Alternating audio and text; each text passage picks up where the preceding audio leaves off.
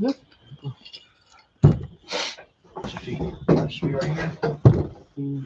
They left us. My wife left me. Tragic. Tragic, Jeremiah. Tragic. She left me for Sister Renee and sushi. It's over. It's over. One single tear. Anyway, what's hot? What's up, people? Dr. Cat Milk.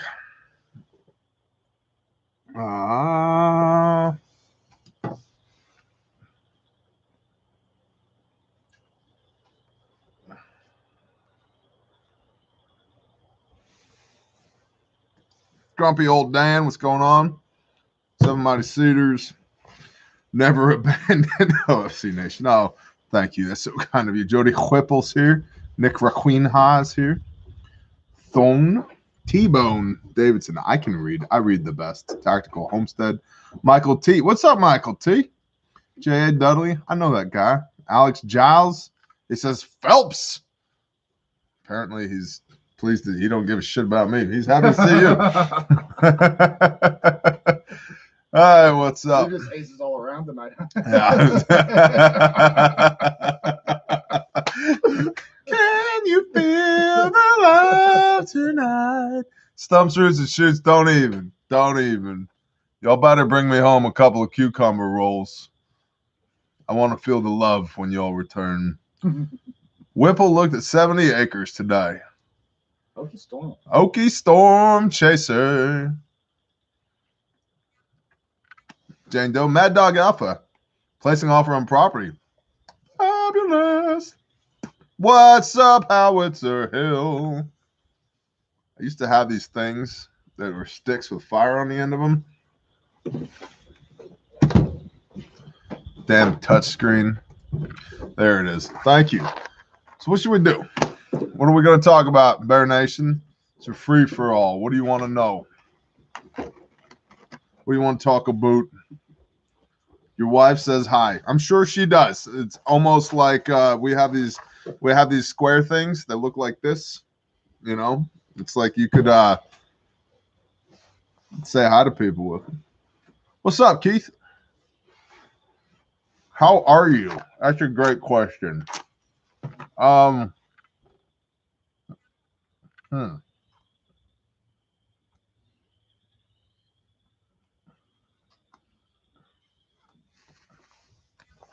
am I? I'm sad my dad died. That sucks shit. But dealing with it. And had a doctor's appointment Thursday that was not terrible, not great, just meh. Probably going to need another procedure. Meh. But our Father in heaven is so badass. Because prior to all this, I got to spend a weekend in Nashville,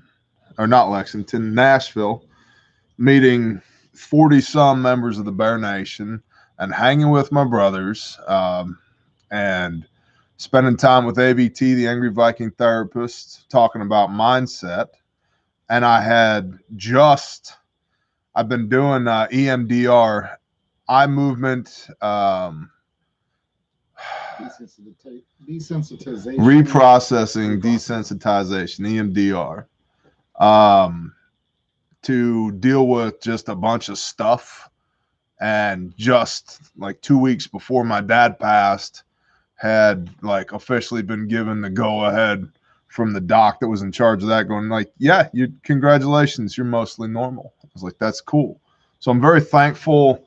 I hate that what has happened, but I'm very thankful the process that the Father has walked me through in the last 6-8 weeks with all of this has been a real blessing. So, and I'm tired. I didn't sleep great last night. But I'm making it. I'm blessed. I have everything I need and most of what I want. I'm surrounded by good people, even if my wife did ditch me to go eat sushi. But I'm good. I'm good. Favorite thing to grill? My favorite thing to grow. Grill. To grill. Can there be only one? If you had to choose one. If I had to choose one thing. All right. So rear quarter of a sheep, debone it. You've got 4 muscles back there. It's a quad, right? Like just like your leg is a quad, right? You got 4 muscles, thus quad, right?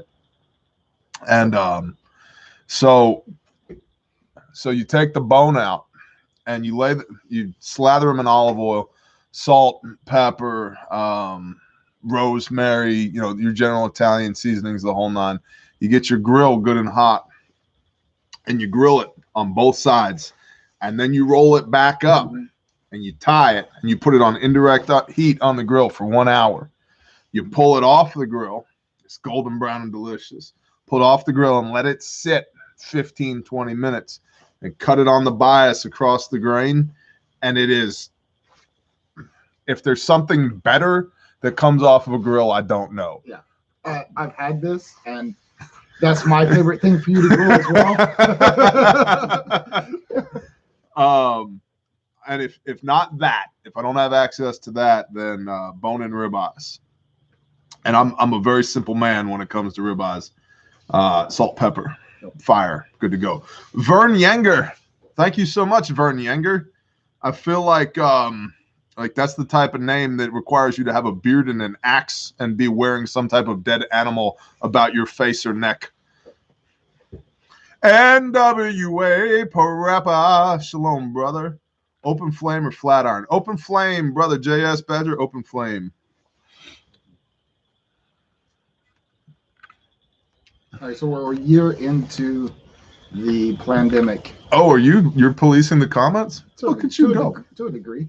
You're a hell of a producer. You're a hell of a producer, Phelps. Forgive me, folks. I'm gonna triple your salary. I don't recall the names to go with the question, but we're roughly a year into the pandemic. What are some of your key takeaways? Sustains, improves. Oh, macro, micro, both, neither. So micro, we need a milk cow. Like we need a milk cow. Everything else, we're good. Like praise the Father, through diligence and blessing, we could stay home for a long ass time. That's awesome. We need a milk cow. Yeah. Like, do I have powdered milk? Yes. Do I have coffee creamer? Yes. Is my wife freeze drying everything under the sun, including cheese? Yes. Do we have the clarified butter and the powder? Yes. We have all that crap. We need a milk cow. Predominantly because heavy cream goes in coffee. I don't care what you say. Heavy cream goes in coffee. Well, I'm hardcore. I drink it black, but good for you. I've had lots of shitty coffee in my life and I'm over it. So I like heavy cream in my coffee now. So I want a cow that milk comes out of. And I say that, and I can hear the pretentious prickness in my voice as I say it, because it's like, that's your thing. That's your thing. So like on the micro, that, right, but praise God, you're in a situation where like your biggest concern is your coffee. You're right. We need a dairy cow because this delicious coffee is slightly substandard. Yeah. And then we have every intention of continuing to strengthen our backup generation. Just get some milk and goats. Negative. Heavy whipping cream. Amen. Doodly. Amen. Doodly. So I hear toddlers. Shh. Keith Prompt gave you a shout out. Shout out from East Texas. I saw him. What's up, Keith? And we need to continue to strengthen our backup power generation. We're not where I want to be with that, but that's a long-term strategic goal. It's not a short-term tactical goal. Mm-hmm. So on the macro, I am amazed at how quickly people will become sheep and do what they're told to do. Mm-hmm. That is my biggest takeaway on the macro is I am amazed that we're only a handful of generations removed from people who got on wooden ships and sailed halfway around the world so they could worship their creator as they saw fit, and that would literally pick up arms against the most powerful military in the world because they held their convictions so dearly that they would not allow another man to tell them how they can live. We're a handful of generations removed from that, and now people are just walking around like freaking drones doing whatever it is the government will allow them to do. You got Biden saying, if y'all get vaccinated and if y'all behave, then you might be able to have a small 4th of July party. Kiss my hairy white ass. I'm inviting everybody I know to my house on the 4th of July.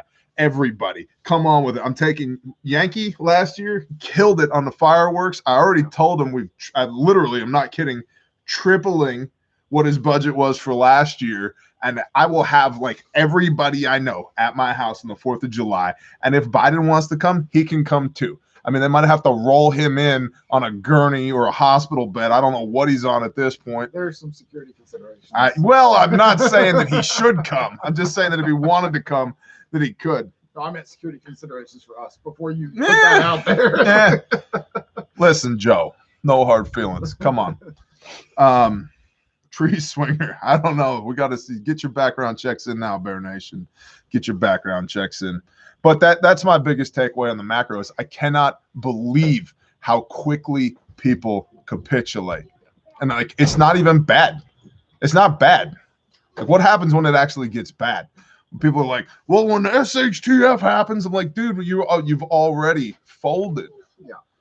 They talk about, What's up, toddlers? Also, Dad, yes. Sent, like, Sam grabbed that county, and he just grabbed that county because he was just protecting us. Yeah, he was protecting you? Yeah. That's fine. Was it just a... Yeah. Okay. Were you up in his face? No, I was telling him to move, and I told Dad. Did you step over him? No. Okay, good move. Because he would just stand there. Yeah, because he will eat you. Yeah. Yeah, and he Mostly. will kill you. No, he won't kill you. He'll just eat you. Yeah, still be or alive. bite you. I'm just kidding. All right, y'all go watch some TV or He'll something. bite you or scratch you. No, he's not going to be mean to you at all. He's a good puppy. Thank you for letting him outside. Like, he is what Aspen do, because he's mad at me right now. No, he's good. He's outside. He's good to go. battle dog We off have to been work. trained. Battle dog off to work. Correct. How is Yankee? You should subscribe to his channel, Howitzer Hill. He's good as far as I understand it. And shalom, brother. Shaloha. Hope to see you soon. Yeah. Your choice on solar panel manufacturers and batteries. I will be discussing all of that on Patreon. Business enforcement loosened up here. Still 90-ish% more. Still face shackle willingly. And that goes back to what we were talking about. And I agree. It was really amazing. And it also amazes me that in conversations with certain people, they still have the opinion that, if the government goes too far, people are going to stand up. I'm like, well, maybe, but they went pretty far and got no, significant response from the people. Hold on, Lisa Bama by the Bay. It is Saturday night. Shabbat is over. It's sundown Friday to sundown Saturday. The sun is down. See this right here? This is not artificial nighttime. It is real nighttime. And so it's no longer the Sabbath. So I love you too, sweetheart. I hope you have a wonderful time. I honestly do. I'm just a little bit tired. And you were a special kind of crazy earlier when you left. And you know that, and I know that. And now everybody else knows that too. But it's okay. I love you. Y'all have a wonderful dinner. Bring me something tasty back. And yeah, I'll let you make it up to me later. So, okay. I'm so very grateful the Lord led us to Oklahoma 25 years ago. I agree. Leave Bear some fries. Fries from the Asian place is not a good move. It's not a good move. Oh, the cannon. Oh, the cannon. So, yeah, my wife had to have emergency surgery. Her appendix had come out. She's okay, thank God. I've been there. Oh, honey. Tell my brother Gary why he needs chickens to eat, of course. What else are they useful for? Well, and they're also fun to shoot with a 5.56 occasionally. Yeah, well, and it's nice to eat their unborn children. That too, yes. Yeah. I have a standing thing that I do with all of my animals where I tell them it's you or your kids. You pick. But one of you is getting eaten.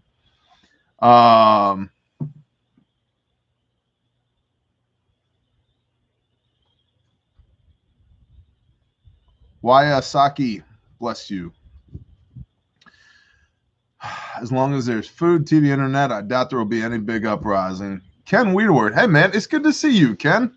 It's been a while. It's funny how like you remember certain names, right? Ken's been here a long time, a few years.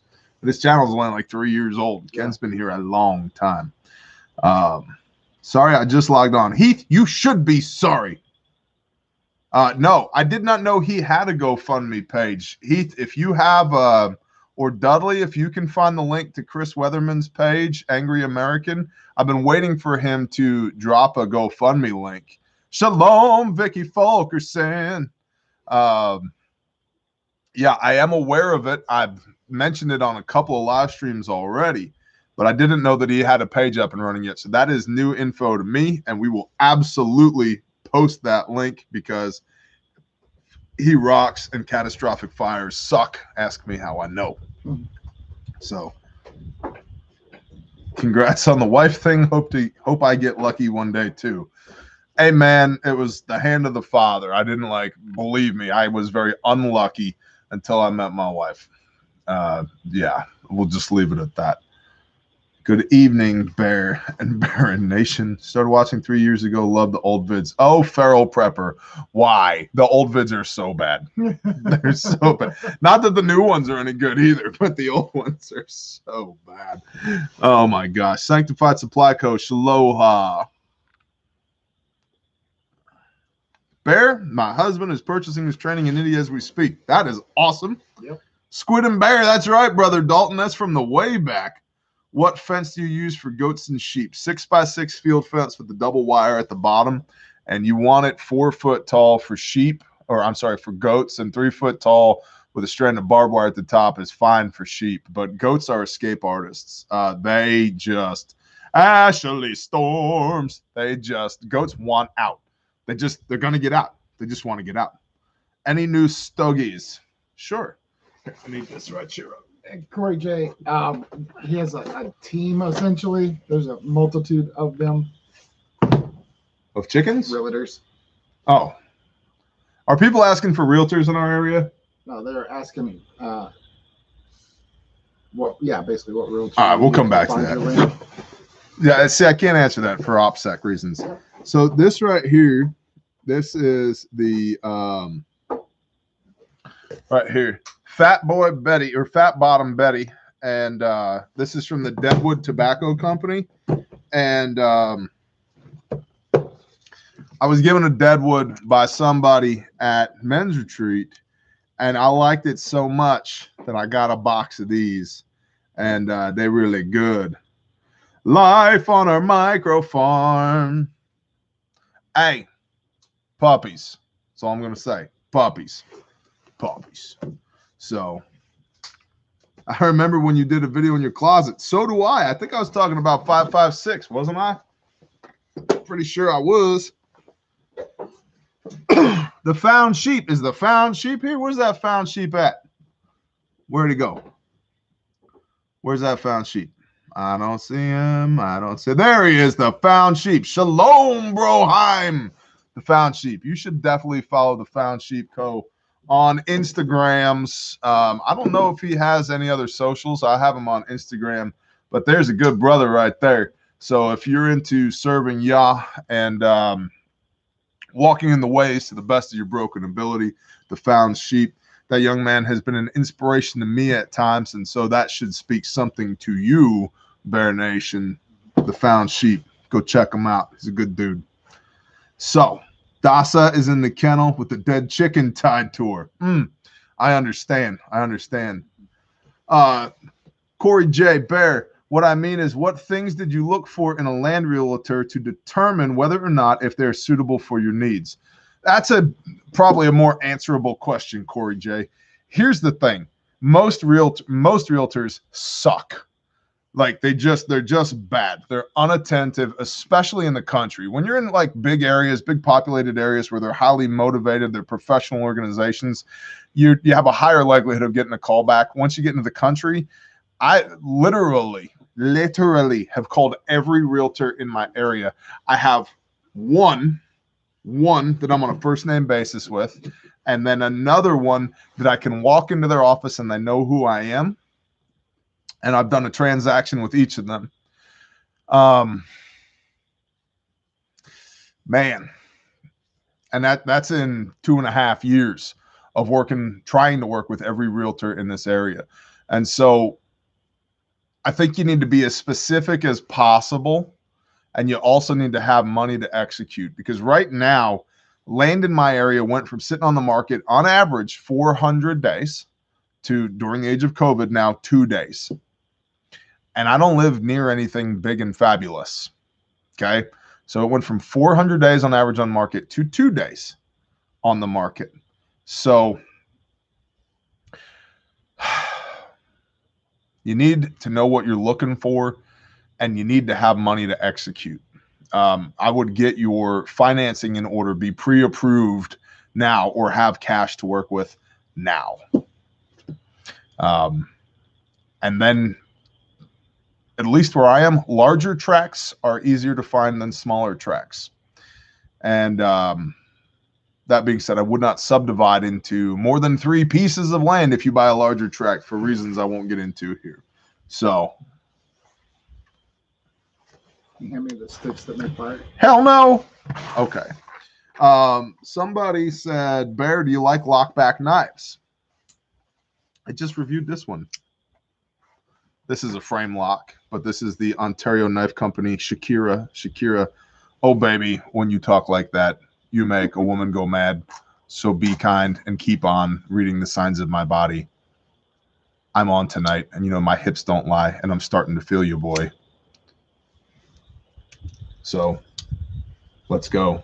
See, baby, CS perfecto. Why does my brain absorb lyrics to songs that I can't stand?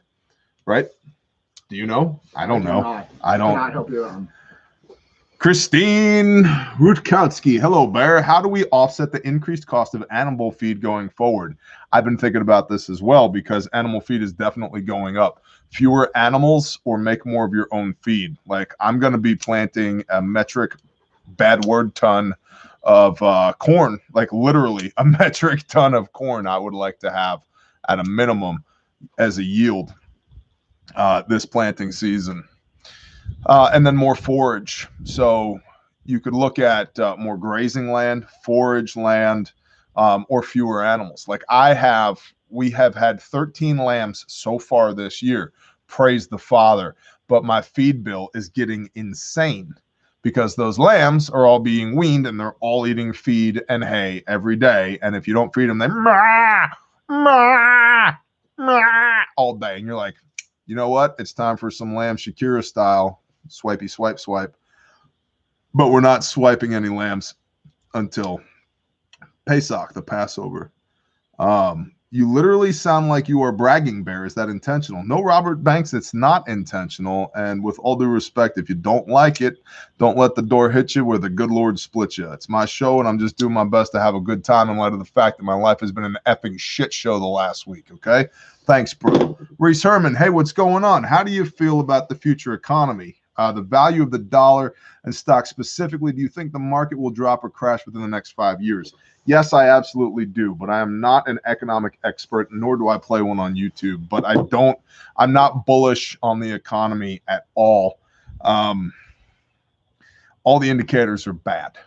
When people who I pay for their monetary opinions and financial opinions and fiscal opinions tell me, hey, I think we need to be concerned, then I take that to heart.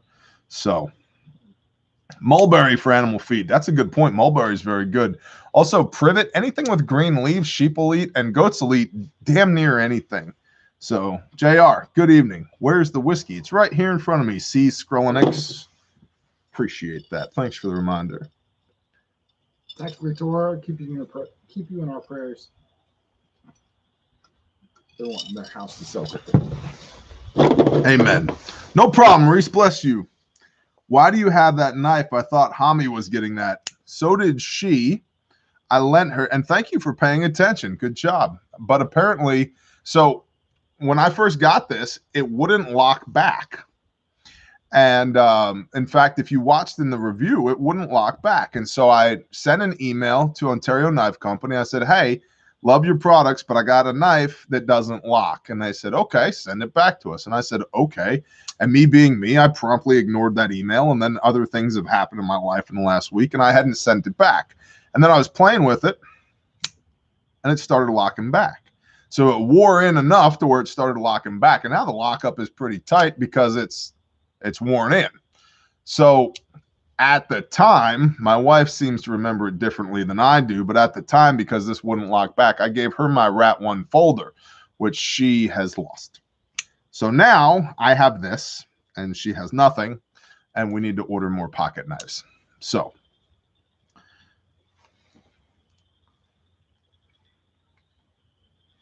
right. You ever opening the longhouse like PJF? Like for people to come here, I'm going to guess that that's what you mean by am I opening? No, it's not a spring assist. I got a standalone video on this thing. Just came out a couple days ago. It's not spring assist at all. It's just got this little flipper tab. It's a great little knife, like copper bronze bushing. I'm not, Bear Camp is not recruiting. The father sends people, and those people, how shall I say this? Just because you belong to the father doesn't mean you belong here. And that's been an interesting conversation we've had to have with a handful of people. And it doesn't mean we don't love you. And it doesn't mean that he doesn't love you. It just means that he's got other plans for you. But everybody we have is from somewhere else. And everybody we have was sent here, literally moved here by the father, us included. So we're not, there's no open enrollment at Bear Camp currently.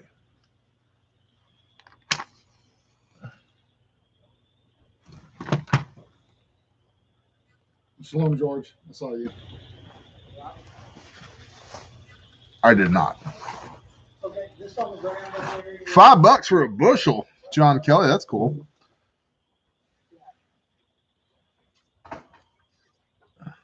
Stack the silver high. Amen. Hey, Earl's daughter's here. Shalom, Earl's daughter. Bless y'all. You guys are cool. We started an impromptu live stream since our wives left us. So We're watching. I appreciate you guys. Thank you.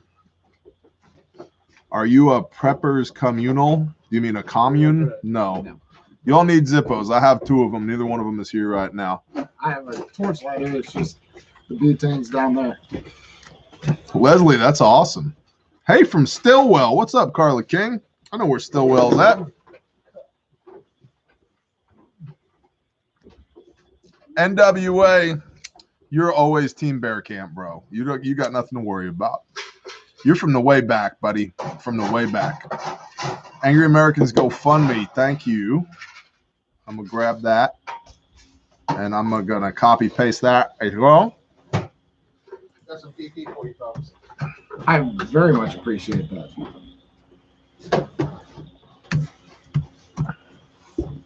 Thank you, guys. So, Angry Americans GoFundMe is right here. If the spirit moves, please go. I'm going to copy, open a new window. Not what I meant to do. And a new tab is what I meant to do. Got it. So I'll keep that up. I'm going to hit that later as well. Bear Engine 1, Shaloha.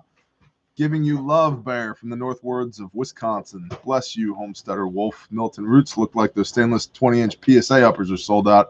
I think a lot of stuff. Hey, okay, Indian Country Living is out there in Tish. What's going on? I think a lot of stuff is fixing to sell out real quick with all this congressional shenaniganry we've got going on.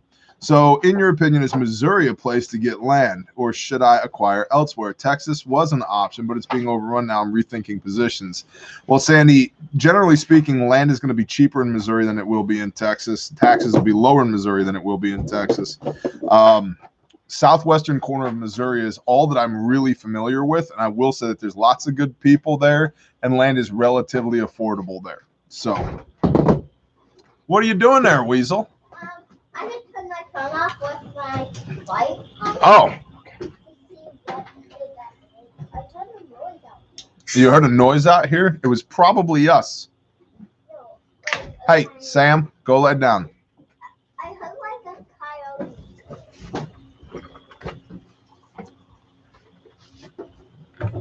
Yeah, I heard like a coyote. You heard a coyote. No, I did. Just received my IFAC. Thanks. It's great. You're welcome, Scotts. 33 Legions. Bless you. Have you ever tried Tulamo before? I have tried tens of thousands of rounds of Tulamo before. You guys are awesome. I owe you. No, you don't. Yes, I do. Yeah. I will arm wrestle you for it. Your name is, I'm right here. Okay. You're right I there. can sort it out with him, but I'm pretty sure I just got it. All right. Well, then I'm gonna put a $20 bill in the cookie jar with your name on it. Then how's that? Thank you. Dad, if you're gonna name me, I'm over here looking out for coyotes. Are there coyotes over there to look at? You want a bigger flashlight? She said looking out for it. Oh, you're looking out for them. Do you want a bigger flashlight to look for coyotes? She's trying to look for them for Sam to eat. Oh, Sam can find them. He doesn't need any help finding them. He's pretty good at that. Yeah, real. He's really good at that. Nice jacket, Bear. Thank you. Everybody says that all the time. Phelps accused me of wearing his jacket earlier. It's very, very similar. Whatever, You bro. have to admit that. Learn to jacket.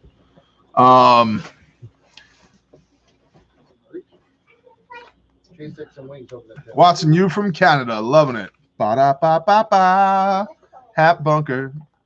Prepping in Michigan. Thanks for introducing me to Screwball, question mark. Don't know what you're talking about. I don't never heard of it before. What is that?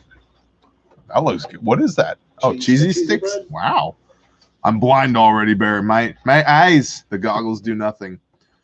What do y'all think of the AR-500 Freeman plate Can I carrier? have a bigger flashlight? You want a bigger flashlight? Yeah. Yeah, but you cannot point it at people's eyes. Okay. They will burn up like as hot as the sun. Okay? It's super bright. Whoa. You see how bright that is? I'm gonna turn it off for now. Okay. Do not lose it. Okay? All right. We're at sushi. Congratulations, Stumps, Roots, and Shoots. AR-500 Freeman Carrier. I have not tried it that I'm aware of. Man, you are such a rock star. Is that for me? Yeah. Look at you go, bro. Bless you. want one of these? Thank you. No, this. I'm good. I'm good. Thank you.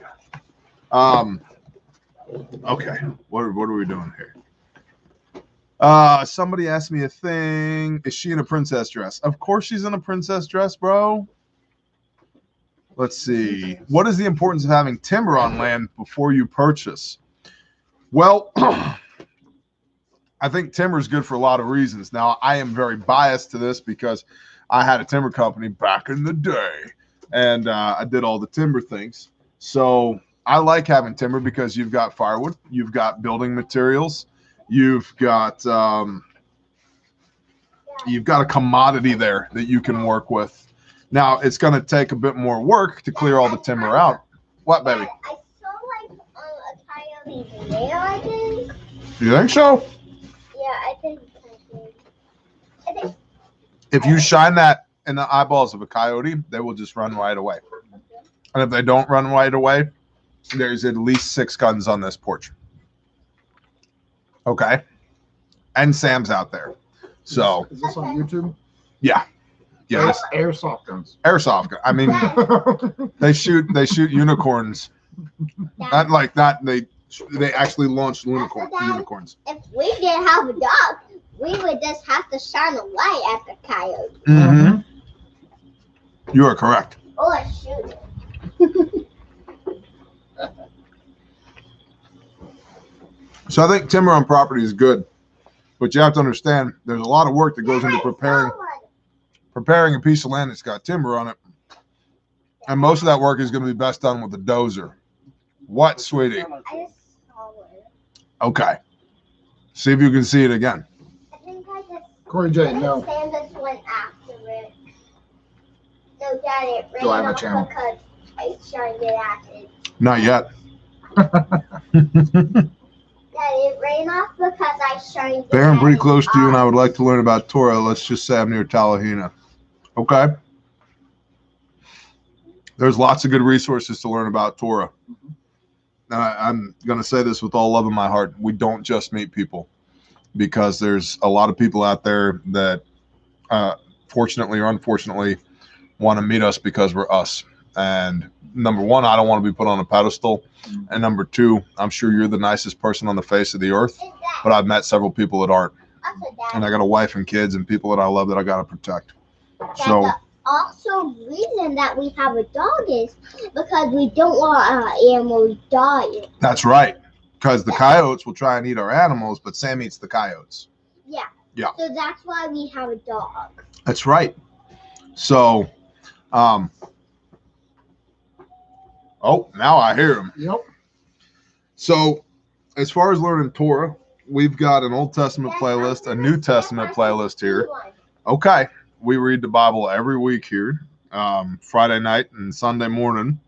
And then there's lots of other resources. Pastor Joe Fox at Shofar Mountain, 119 Ministries, Zach Bauer at New, the number 2 Torah, Unlearn.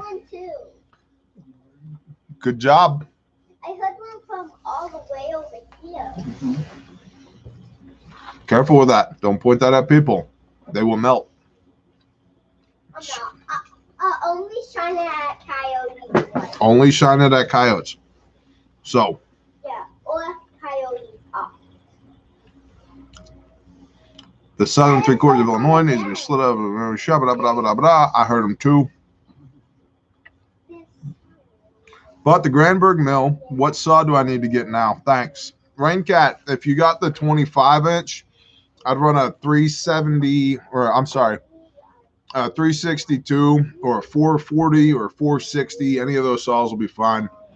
But a 3 series for sure. I would not get like the Husqvarna Rancher 460 or the 455. Not big enough. It'll do it, but you're going to waste a lot of time and a lot of fuel. I wouldn't get like the 271. Hey, let me have that, please. That's mine. I don't want to lose it.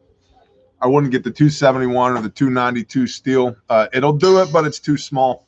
So I would get a good sized, a mid to large size saw, like a steel 362, a 392, a Husky 372 XP, or what they got all the numbers now. But I'd say something 60 cc's or up.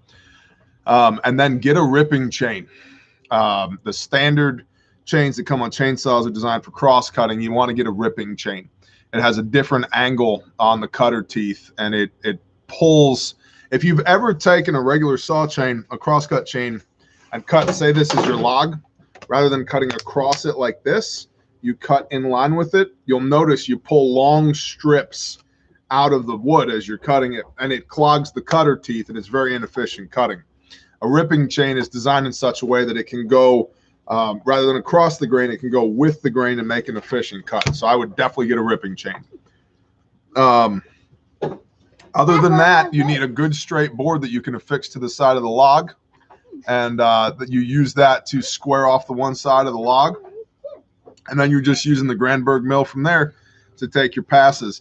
Also, use a tape measure when you're setting the thickness on the planks that you're going to make, because the graduation on the Granberg mill is not accurate. I had it set at 2 inches, I think, and I was making 1 3/4 inch boards, and that shouldn't have been. It should have accounted for the kerf of the saw, the thickness of the saw chain, and it didn't. So, if you want something precise, use a tape measure and make sure that you're setting the height of the mill correctly, rather than just going off the graduated marks on the side of the mill. Good night for leftover pizza. What's up, Gray Mouse? Chad, what's going on, Chad? Let's see what else we got. Jimmy Badger, Carr. That praline pecan whiskey, that was not me. That was Blue Mark Laser. Bear engine one. You go over there and say hi. How often should you sharpen a chain? The moment it starts to not cut efficiently. Pizza High. They're up here. You gotta look at them up here. Pizza High. Pizza High. Hi, pizza. Good job, little girl. Hi, pizza. Hi, pizza girl. What's up, David Snow? Glenn Uttern. How often should you sharpen a chain? So again, here's the deal. The moment it starts to not cut efficiently, you should touch it up with a file. You're much better touching it up a little bit, a few strokes on each cutter tooth, rather than having to stop what you're doing and completely resharpen the saw.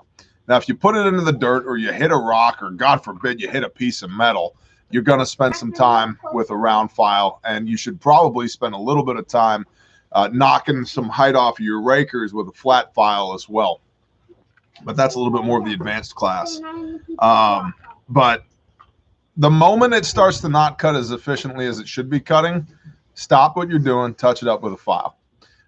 If I'm spending a day of cutting, at least once throughout the day, assuming that I'm keeping my chain nice and clean, I'm not burying it in the dirt, I'm not hitting any debris, nothing like that, at least once per day, I'm going to take a few strokes with that file and just keep the gullet and the cutter tooth nice and clean, nice and sharp. And it makes all the difference in the world. You just ate the crap right now.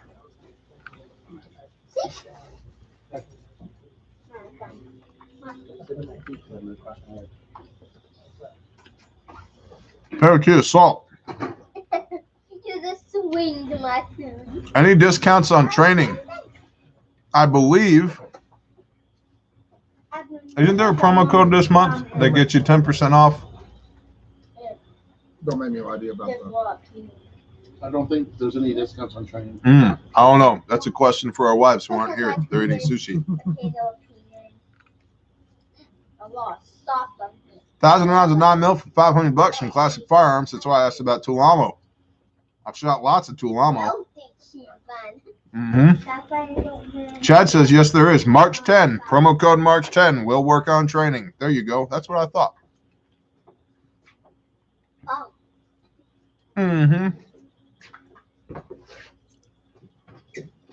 Like, say hi. Why ripping, not your chisel? Because he's talking about using it on a mill. And so he's going to be cutting with the grain rather than across the grain. Full chisel going across the grain for sure, unless you're running a longer bar like a 32, 36, 48, or longer where you got to run skip chisel. Thank you, Lucy. What? Caroline, go away. Food. March 10. Promo code March 10. Bless you, George. Have a good evening.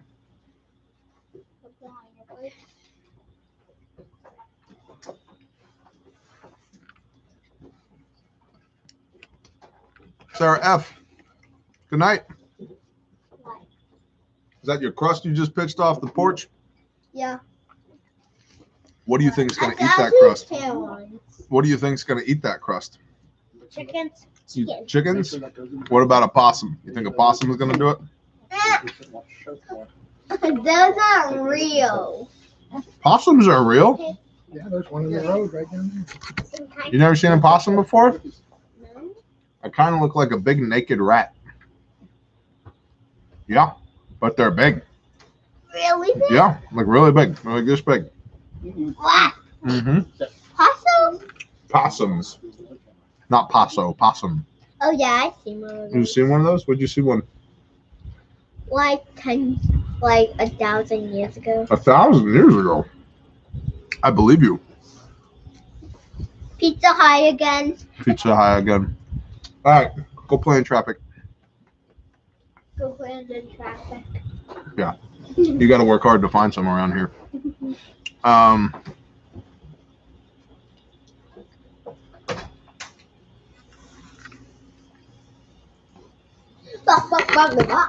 Bok, bok, bok, bok. No bok. Rodents of unusual size. Very nice. That is correct. Yeah, you can have another piece of pizza. Thank you for being you, Bear. Bless you. Wow, Pizza High is a time traveler. Yes, Lisa K. We don't like to talk about it, but she's been back and forth across the chronograph. She's all over the place. Missouri. Explains how she saw 1,000 years ago. I know. How much does the stomp bag weigh? I honestly don't know. I'd say 32 pounds. 32 pounds. I was going to say about 35 pounds. So about 32 pounds. Julie Walker, bless you. Thanks, Bear. Your answer will help my hubby make a decision. You're welcome, Rain Cat. You want me to dip into this? Yes. Wait, not the pizza, but Stomp bag is 30 plus pounds. Bear, my 17-year-old son is interested in learning earth moving work. How to learn if we live in the suburbs. I would find a dirt work company and go work for them. And you're probably going to learn on something like a skid steer or a backhoe to get started with. But the concepts apply. You don't just walk into a mining operation and sit down on a D11. They don't do that. They don't let brand new people run $1 million equipment. So you're going to have to run the smaller, less expensive, less catastrophic equipment first until you can be trusted with the bigger, more expensive, more catastrophic equipment. So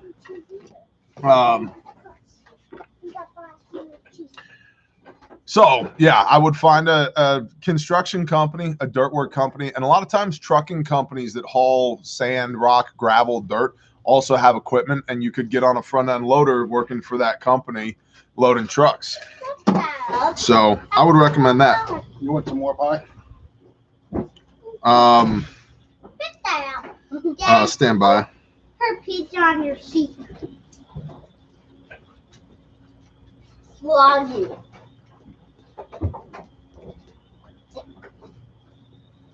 Did you already eat the cheese? Live on Saturday, Kelly Opsec. I started on a roller. Dude, we had a roller. It was like a 1972. It was painted like M81 Woodland, and it would belong to Uncle Sam, the Marine Corps, actually, and it had no brakes. You so kind to me. Thank you, bro. I appreciate that.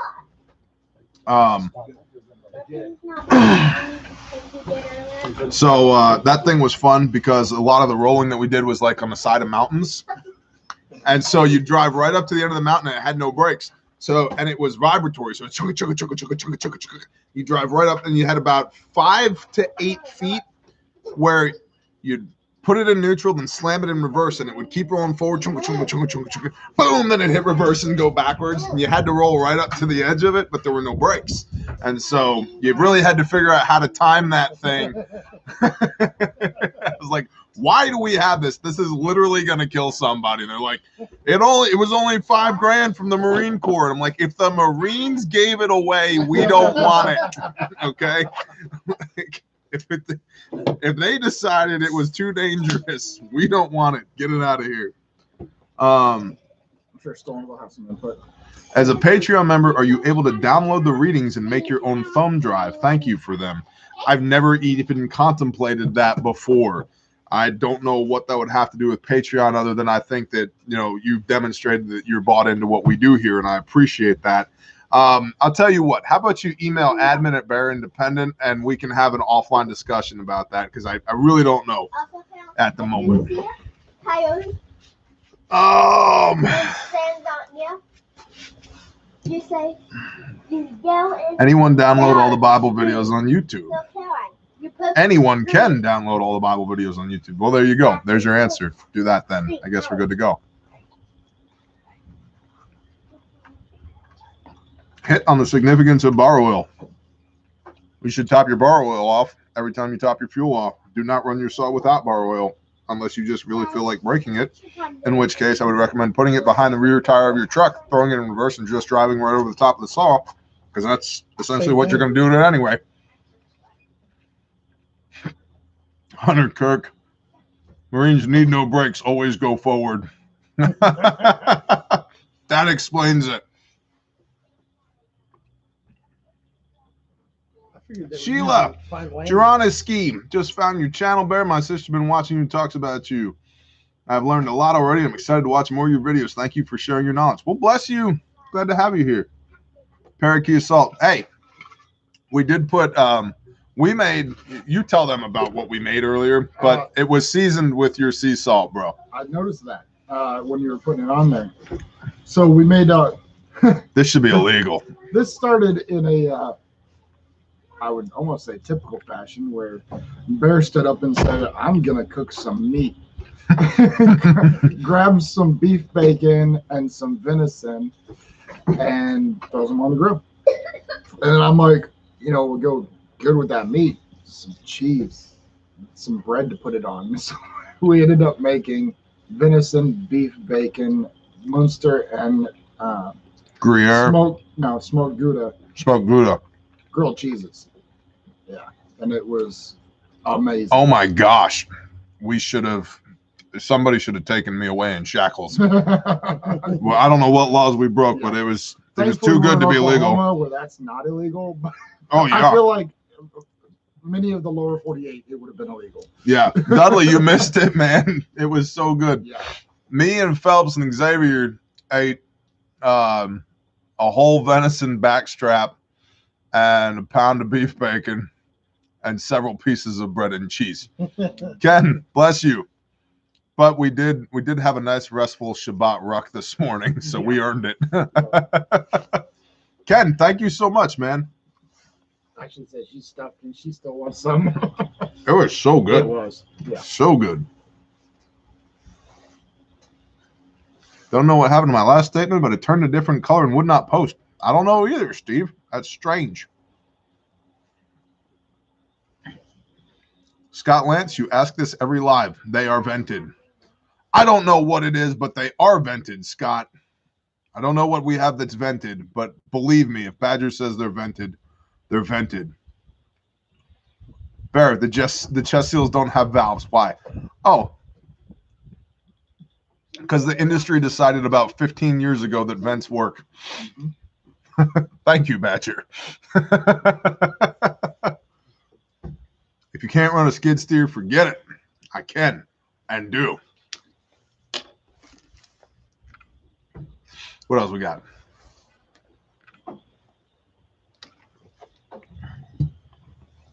Bear, would you give my mom Faye a hello? She's eating and listening to you with me. What is up, Faye? Faye, you must be awesome because Chad is awesome, and he's at least 50% you. So good job. You did a good job with him. I'm sure you're a fine human being. I hope you enjoy whatever it is that you're eating.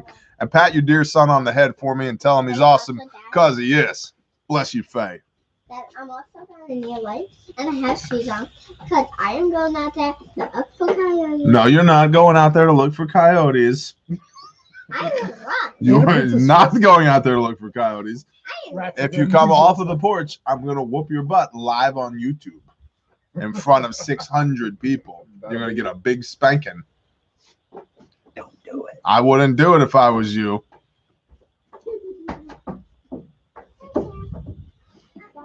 That would be the end of the stream. Probably be the end of the channel, but hey, raise them up in the way that they should go Absolutely. so they do not depart from it when they're older. Hey, why don't you guys go put those in the sink inside and go play? Go play, okay? The coyotes are not going to get you. I promise you, they're not going to get you. We can't even open doors. Sure you can. You have hands. No, I mean the coyotes. Oh, coyotes cannot open doors. You are correct.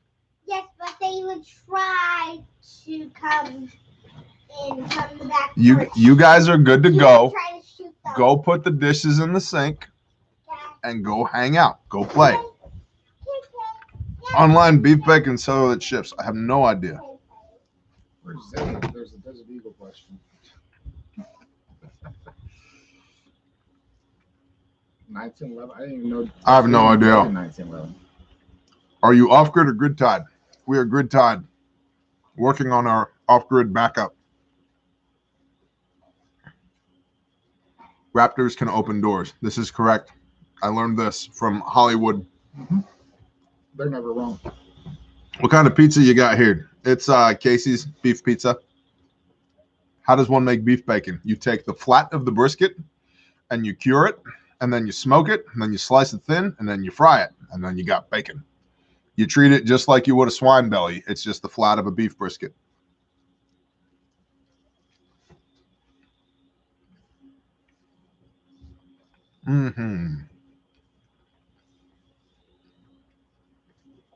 Terry knows what's up. Everything goes with backstraps. Correct. That's absolutely true.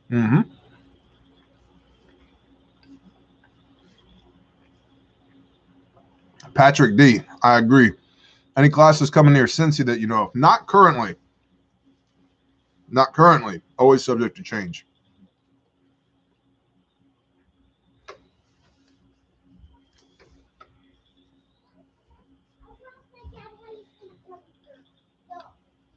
Have you guys seen the price gouging on arms list? I honestly don't check it because it's disappointing.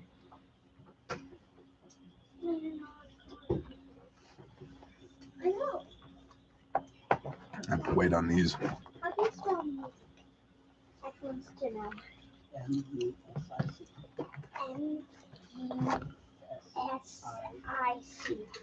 Okay. Can you do it? Press.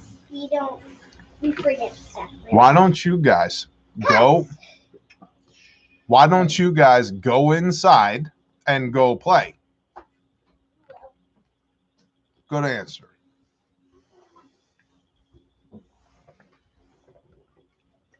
Next Oklahoma class. I have no idea. I have no idea.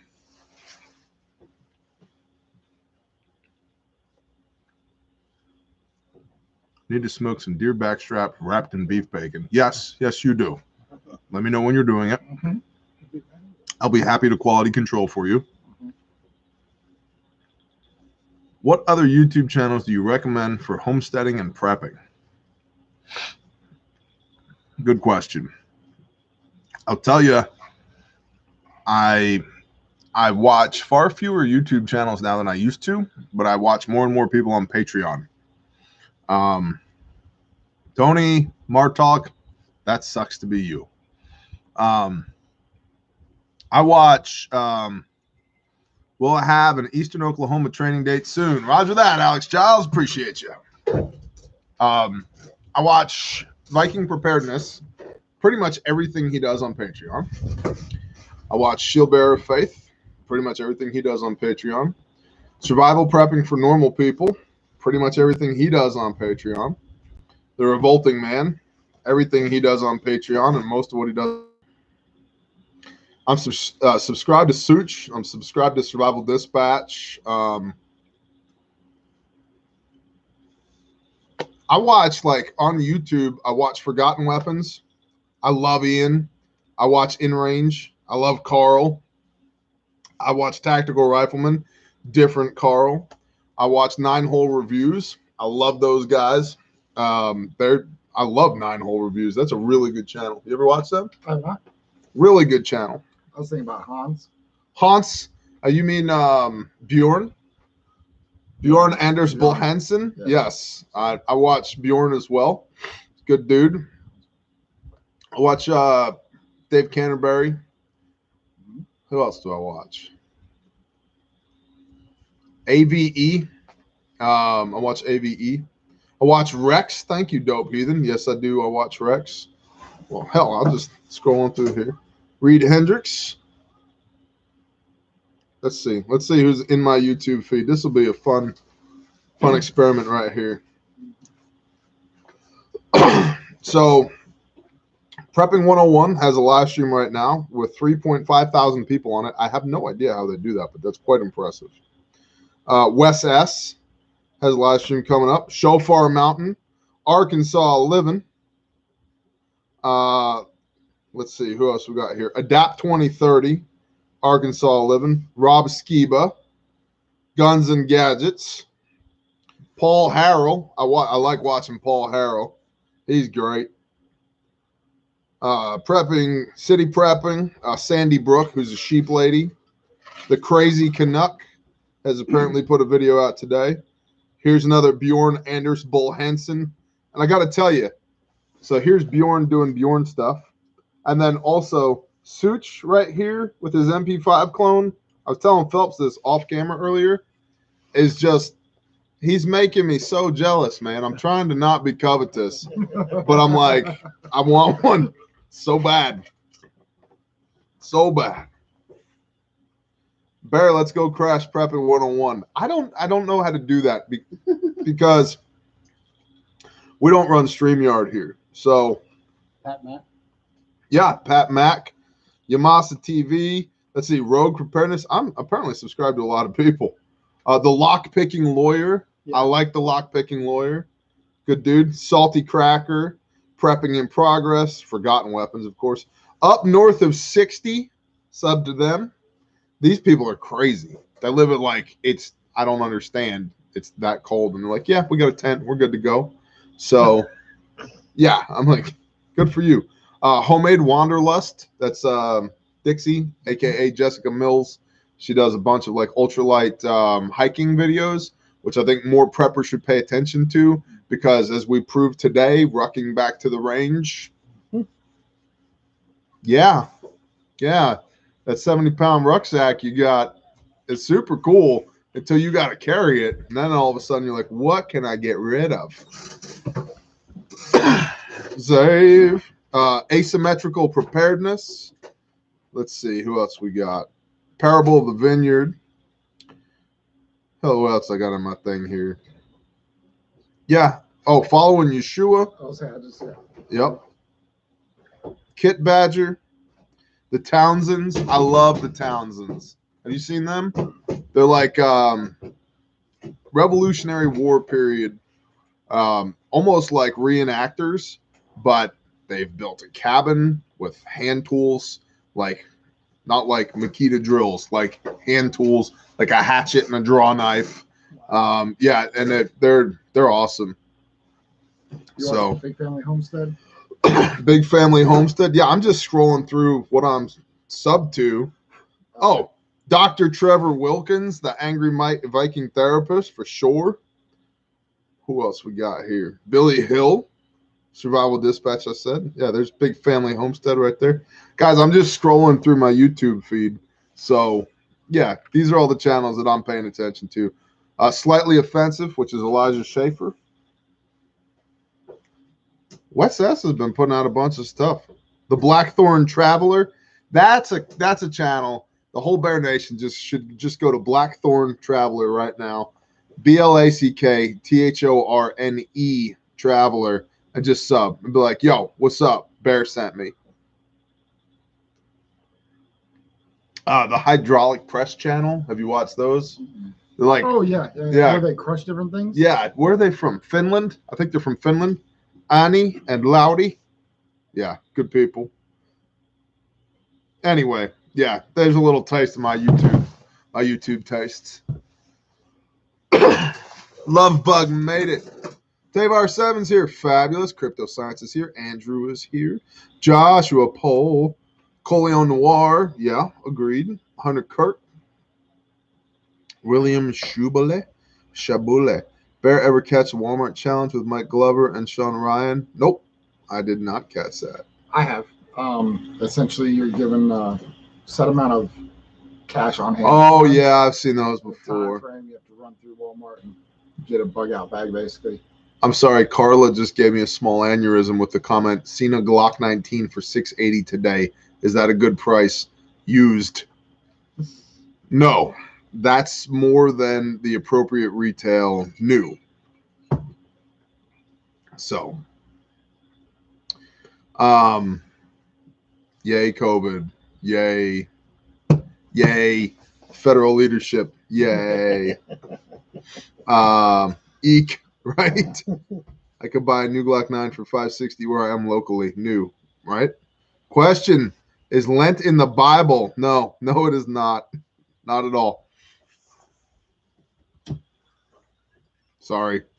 Unless it fell out of their belly button. Oh, man.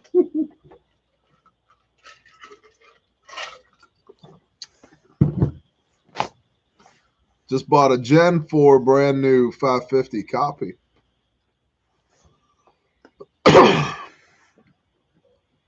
Y'all hear about the new what would Stoner do AR-15? It has no forward assist. Yeah, Stoner didn't want to forward.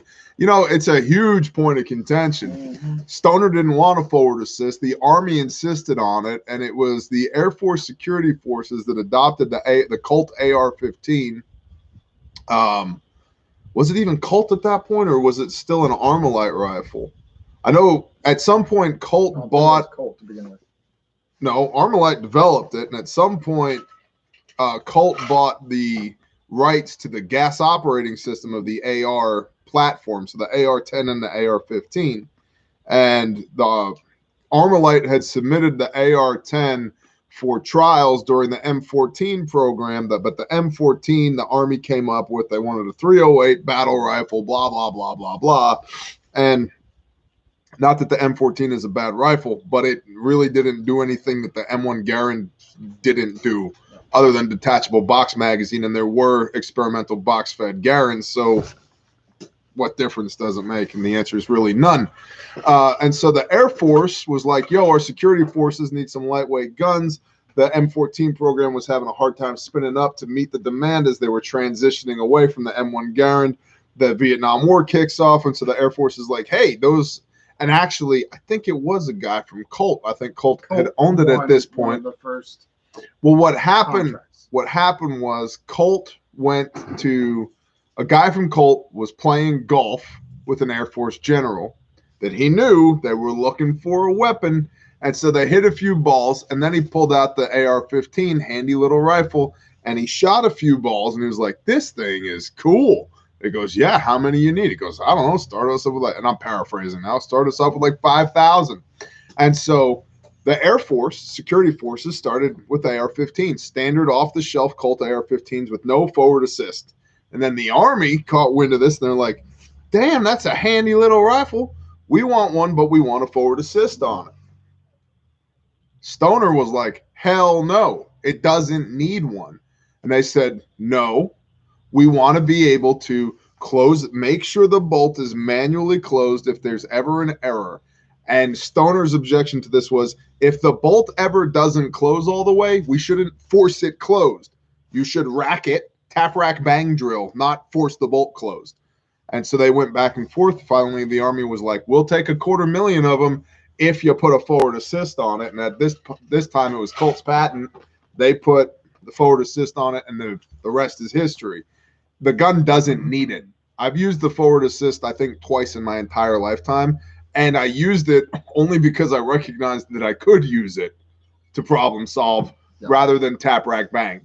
And just a fun fact, my cousin just got out of basic, and they no longer teach that. They have discovered that it is faster for them to slap the magazine, rack it, and go back to firing.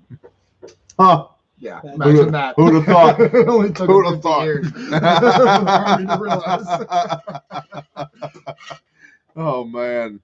Any easy advice for beginners to prepping? I've got a bunch of videos on that. I would recommend just poking around the YouTube channel for sure, but don't get overwhelmed. It's a journey, not a destination. Well, And it feels like a race right now because the world's going crazy. But do what you can do, and then absolve yourself of responsibility for the things that you cannot actually affect. I cannot assume for you, but most people typically start with firearms because it's the most immediate, problem solver. It's like, well, if somebody tries to rob me, I can shoot them back. Cool. You do. I love firearms. I'm all about firearms. But you don't need a bunch of firearms. You need a few, but you don't need a bunch. You need food. You need water. You need shelter. You need commo. You need people. And so the valuation of the dollar is going down because of inflation and because of distrust in the American dollar currently. The price of food is going up because there's less of it currently available, which means food is beginning to have an exponential curve to the price, which is bad. So I would buy a bunch of food right now if you can. And then I would honestly put together a bug out bag, which can be super basic, but don't just put the bag together, throw it in your car or your closet and think that you're good. You honestly want to think about first, where am I trying to go? If I'm in the city, if I'm in the suburbs, where do I need to go to get away from the population density? Because, as Pastor Joe so succinctly puts it, you've really only got two threats in SHTF: starvation and people behaving badly. So if the more people you're around, the more people that are going to be behaving badly, which means you want to bug out. You want to get from where it's bad to where it's less bad and or good. So where is that place? That's your bug out location, right? And then you figure out a bug out plan that are the routes, the vehicles, the equipment, the people, the commo frequencies you're going to use, all that stuff that gets you from where you are to where you need to go. Figure that out. And this could be on a sheet of loose leaf just to start. I'm going to go here. This is how I'm going to get there. This is what I'm going to take. This is who's going with me. It's this many miles if I go route A. It's this many miles if I go route B, so forth and so on, right? And then all of that comes back to the bug out bag, because we acknowledge that all systems devolve into a man-portable system, meaning we have to be able to carry our most important stuff on our shoulders. But ideally, I'd like to throw it in the bed of the pickup truck or the trunk of the car and just drive there, okay? So have a bug out bag, but don't exalt the bug out bag because it's just one part of the bug out plan. Stack more food, stack more water, meet people, date each other, fall in love, do meaningful things together, grow your skills, and be actionable so that the anxiety that you're feeling out there with what's going on in the world, you can actually do something about it. So, Battle Dog, good job, Battle Dog. Bags are in the Scion always. Very nice. Suggestions on radios. I'm really not your guy on that. I'm not the commo guy. I know how to key the radio and make it work, but beyond that, I'm not the guy. One thing I would highlight is interoperability with your group. Yeah. You know. Yep. Yeah, you were just kind of going through that. Yep. Yep.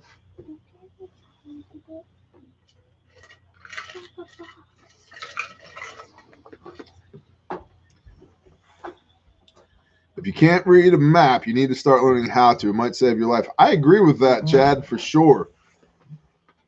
It amazed me in the Army how many people couldn't read a map. I had kind of taken it for granted as childhood, like I just had been taught when I was young, and it just stuck. It really amazed me how many people couldn't. What is the best way for you to organize your preps? Well, Richard Howells, that depends on what you got. I'll tell you, I like an approach that the NWA Prepper does. Another great channel here on YouTube. Now that he's been established in preparedness for a while, he rotates month by month. Like January is medical, February is firearms and ammunition, March is food, April is water, then commo, then whatever, and just vehicle safety and readiness, blah blah blah, and he just month by month by month. And if you have a good baseline established, I think that's a great way to maintain forward progress throughout the year on all these different facets. And then, like, how do you have your preps organized? Well, I don't keep, I don't have the bullets in with the beans. I don't have the Band-Aids in with the bullets. Like, it's whatever works for you. Beans? Yeah, bullets. Yeah, don't put the Bullets in beans. Yeah. No. Okay. Yeah. Different 5-gallon buckets. Yeah. But basically with food storage, you have constituted food or water or food that has water in it. Stuff that's in jars and cans.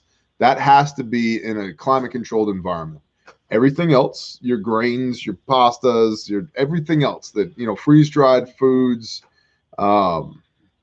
dehydrated foods, all that can be an ambient temperature. It should be kept dry and secured away from insects. And it doesn't matter if it's 120 degrees outside or negative 60 degrees outside. It's fine. It doesn't matter at all.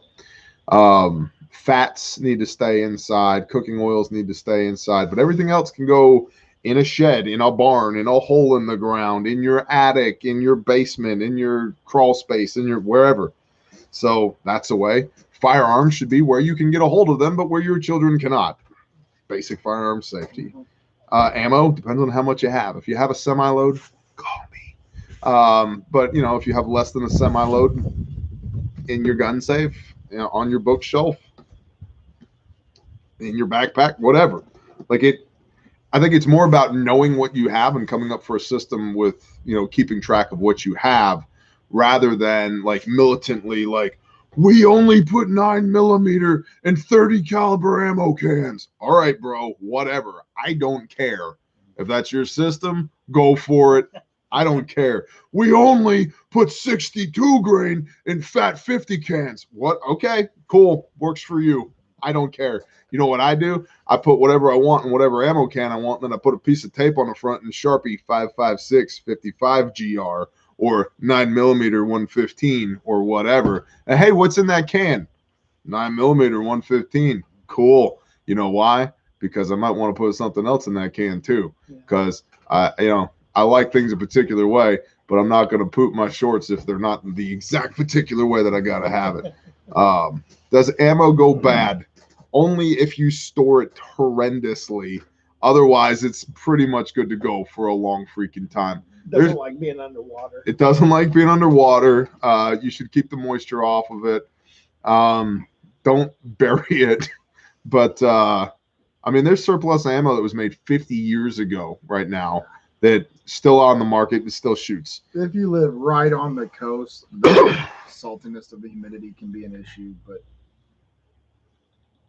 by and large, yeah, you have to really just abuse it. You got to really try to hurt it, right? So less pop density, understand, but how far from pop density area? Angry Daddy, that's a great question, one we get all the time, and it matters. It's hard to say, right? Like, it depends. Well, what does it depend on? What's your job? How much does land cost? What kind of commute are you willing to take? I'd say if you're, you know, 20, 30 minutes from a town, 45 minutes to an hour from a city to start, you're probably good. And here's the flip side of this, because we have people that, you know, who are members of the Bear Nation that are so far away from people that they can't find any people to fellowship with. They're like, I can't make a mag. There's nobody here. It's like, you went a little too far, you know, like if your driveway's 20 miles long, you know, they're like, hey, Bear, I can't find any people. It's like, because there are none. It's like your mag is like you, the moose, the beaver, the possum, you know. If going to Walmart is a day trip. That's a good answer. If going to Walmart is a day trip, you might be a little too far out. What's up, Angela Rose? Angela Rose. That's it. From now on, you are Angela Rose with the pinky up. None of beeswax. When ammo goes bad, the problem is it doesn't go boom. So yeah, right. It does not go boom when it goes bad. It's not right. It's not the other way around. around. Your gun and it does not go Moose boom. camp. Yeah. You see Brother Giles with the moose camp. Oh man. Me and the squirrel are friends. Roger that, Gray Mouse. That's me 2 hours to Walmart. Well, there you go. That's probably pretty good. Mm-hmm. You know, you don't want to be so far out that you can't find anybody to do the things with.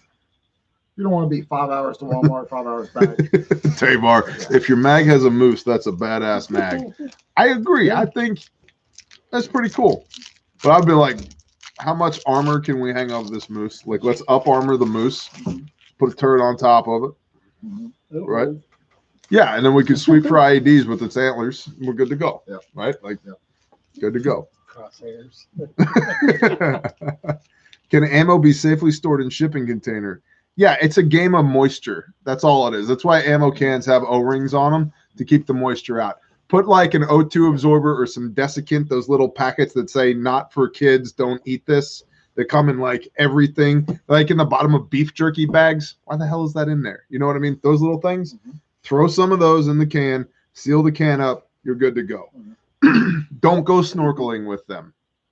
Don't bury them in the ground and hope that they'll be okay. Other than that, there's not much you can, you know? I know it's a slightly different track than that, but along the same lines, and you can dual purpose this with ammo storage. Right. They make it's a plastic type of, I don't know, physicists created this little plastic material that is excellent for wrapping guns in because it inhibits rust and any kind of corrosion. You can also throw a square of that in with ammo. Why are you looking at me like this? I don't believe this. It's Oh, I just showed it to you later. plastic. No, it's typically a sleeve. It's for long-term storage of weapons. Oh, I know what you're talking about. Yeah. I still don't believe See, trash is, bags you're and right. grease. you. This is correct. Yeah, yeah. Yeah. You just Better fill than them with cleaning grease. That's a good Cosmo. idea. Yeah. Better than cleaning Cosmoline off of it. Yeah. Cosmoline just sounds so like it sounds like something that would have been on the Jetsons. Yeah. You know what I mean? Get your SKS now with Cosmoline. Like, yes, that sounds great. I always wanted. Oh, you mean it's filled with garbage? Bear, my landscaper and neighbors don't understand my strategic placement of large stones or masonry planters around my house. Well, Romans, they don't need to. Just if you're making fighting positions, nobody else needs to know that. Don't worry about your landscaper. Just make sure that they weed eat around the damn thing. That's funny. I love it. Mechanical or electronic locks for safes. I think mechanical is better than electronic, Yeah. or better have a damn battery backup. And then what happens when the North Koreans EMP us back into the Stone Age? We Better have all a key. cry over the safe that we can't open that all our guns are in. We turn to So get in the seat. North Idaho for 15 years. You give a hyperactive teenager a hacksaw, leave them there for a few weeks. Oxyacetylene. Yeah. Hope they're not loaded. Yeah.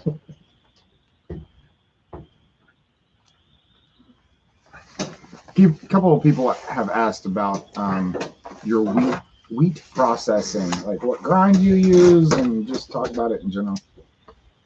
Well, mostly for medicinal purposes, but probably also for commercial purposes in the near future. Get a couple of greenhouse. Oh, wheat. Oh, okay.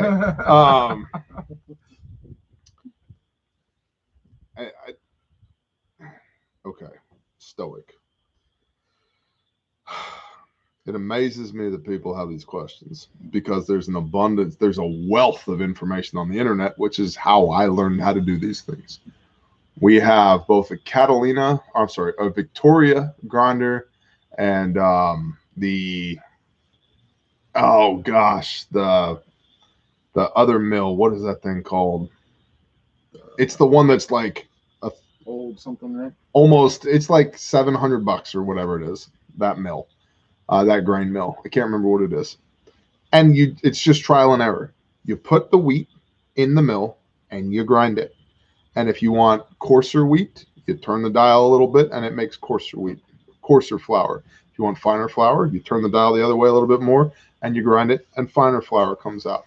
If you want whole wheat flour, you use it just the way that it is.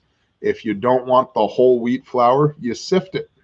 And then the fine flour falls out the bottom, and then you're left with this grist. And you can use that for chicken feed or put it on top of your Cheerios like my grandpa used to do, wheat germ, right? Mm-hmm. And Country Living Mill. There you go, Militant Roots. And now you have flour, so you make a bread. And there's... If the bread is funky, try a different coarseness of flour. Bread recipes are probably 3 days older than the history of man. People have been doing this a long time. And so...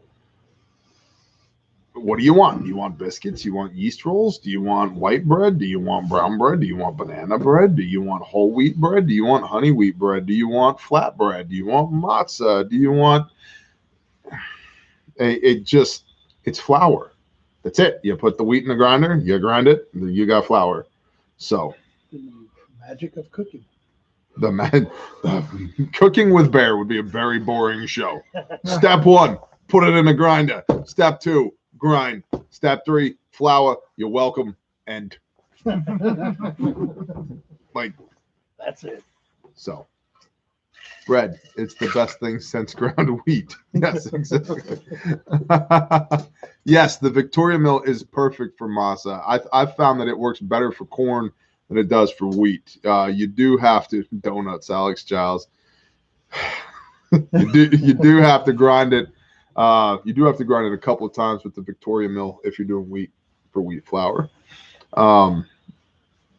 It's super basic. Like it. Well, it'd be me asking, like, what temperature do you use in your grease for your donuts? I was gonna say you get the donut wheat from the right next to the banana wheat. Yeah, funny enough, it all comes from the same grinder.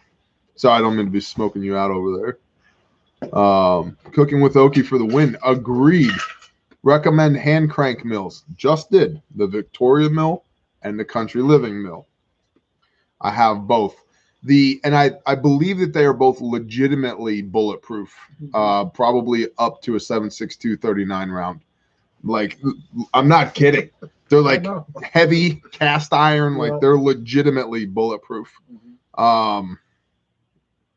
But Miss Hermit Hill, I've seen your question multiple times. How long do you think before the mystery of Babylon falls? Just not gonna go there right now. So I'm not trying to be disrespectful. Just not gonna go there right now. Yeah, Ashley Storms. Yep. The rule of thumb. They tested the coarseness or fine measure between the thumb and forefingers. Yep. So. But if you put those thumb and forefingers in the grinder, Refuge Medical has training class. That's correct. Then you need to, step one, don't put your hands in mechanical devices that will eat them. And step two, put it back together again. Sorry, I was reading a comment while I was trying to talk at the same time, and then the word food came out of my mouth, which is French for fire. So you're welcome. There you go. Is the Country Living mill motor system worth the money in your opinion? Near the same cost as the mill. Jonathan James, that's a great question. I will tell you this: the Country Living mill makes excellent flour, but you got to turn that dang handle a lot. And so we don't have the motor system, but I have seriously considered getting it and or hooking it up to a bicycle or a treadmill or a toddler or a freaking ox that walks in a circle or whatever I can get, because you really have to turn that handle a lot. So I would be willing to bet that, yes, that's a fine investment for the motor, for sure. We said, well, people are going on about the Jeep Cherokee. Yeah.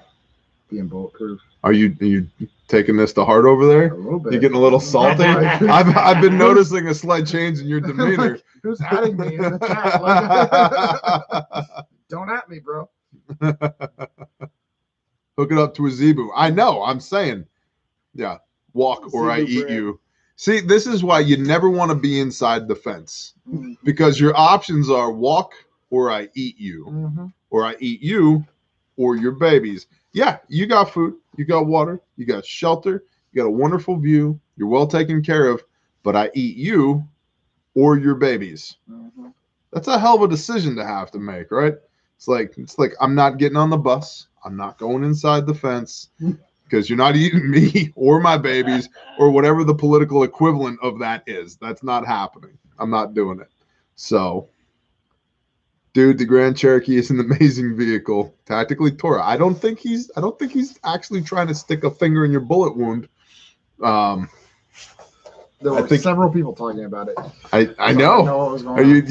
I just jumped. I saw it after it had already started. I couldn't figure out. Okay. All right. All right, John. So we tend to do a lot of grinding during the Feast of Unleavened Bread, which is coming up a couple weeks from now. We make flat bread every day. Matzah. So become the engineer you seek. Okay, Tinfoil Hat Orchestra. Okay.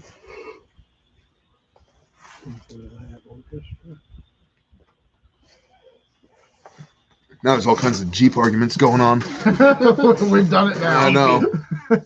With Old Village grist mill with a big water wheel and a French grinding stone on their property. That's awesome. Takes a few people to work, but it works. That's very cool. That's very cool. Right next to Conan. What's that? Conan. Yeah, Conan. Conan the Barbarian. Favorite matzo toppings? Oh man. We probably at least one time during unleavened bread will do matzo pizzas. Those are good to go. I like those a lot. Homemade hummus is good to go. I like that a lot. We've done them. You can do them savory or sweet. Done them with powdered sugar before. That's good to go. My son has eaten them with butter and maple syrup on them, but he's a 12-year-old boy, so I don't know if I trust his judgment. But I also like to put lamb on them and fold it up and make matzo tacos. We've actually done what we have called, referred to as mazacos. So mazacos are good to go. So yeah, cream cheese, honey. Just a nice matzo with honey is good to go. Yep. So I think we have some strawberry freezer jam that we got from Chad. So we'll probably put some strawberry freezer jam from Chad on there. I won't because I'll die. But the rest of y'all can have some. Hebrew tacos, precisely. Tried to make your matzo recipe. I'm definitely not. Oh, I missed that. I'm definitely not the one allowed to cook anymore. Sorry, Brother Dalton. Recycled prepper to you. Good evening. Chopped liver. Nah. Nope. What issue Bears thought about concerning eating too much corn? I was going to research it and I lost my note. Okay, so that's called pellagra. Pelagra, and what happens is it's due to a B vitamin deficiency that comes from if you derive a significant portion of your calories, like 40% or more of your calories come from corn, you'll get niacin deficiency, like B vitamin, B12, I believe it is. And pellagra, unfortunately, gives you the 3 Ds: dehydration, diarrhea, and then death. And so it's a bad way to die. You're going to poop yourself to death. It's not cool. While being dehydrated. Because you're pooping so much. Yeah, it's like diarrhea, dehydration, death. It's bad news. So the way that you counteract that is by soaking the corn in a lime rinse, which is called nixtamalization. And it's about 1 part lime to about 10 parts corn. Adam at the Arkansas Preparedness Network, which is a YouTube channel, Arkansas Preparedness Network, has a great video on nixtamalization, Nixtamalization, nixtamalization. Thank you. I get a gold star for that. And what nixtamalization does, when you nixtamalize, it frees up that lime wash. It softens up the kernel of the corn, which frees up the available niacin, so that when you turn that corn into masa or hominy, or you make tamales with it, or tortillas or whatever, you get that niacin and you don't poop yourself to death and die. So thank you, Recycled Prepper, to you. Go ahead. Ozark's Altruistic is in the chat also. Ozark's Altruistic. That's my bro. Bro Richard. What's up, bro Richard? Them's good people right there. 3.5 foot flywheel. Still nice fit. I cannot. Grow a scabby drink kombucha. Be everything. Dope heathen. What would China do if we invaded Taiwan before they could? Get really, really pissed and potentially start World War III. Or, I'm sorry, turn World War III hot, because I would say that we're in it right now. It's just being fought technologically and economically. It's not a hot war, because there's too much firepower that can be brought to bear. It would be catastrophic for the world. And how do you rule the world if it doesn't exist anymore? So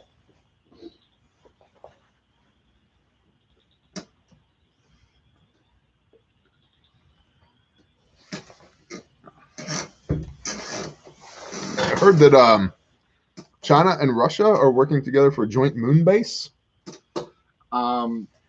Something along those lines. I don't know about a moon base. I think it's a moon orbital. Moon orbital. Yeah. Orbital. Like one of those things that looks like a treadmill? Like a space station. Oh. Like we have there's the International Space Like a Station. space station that looks like a treadmill? Yeah. Okay. That's fine. But it's not just a treadmill.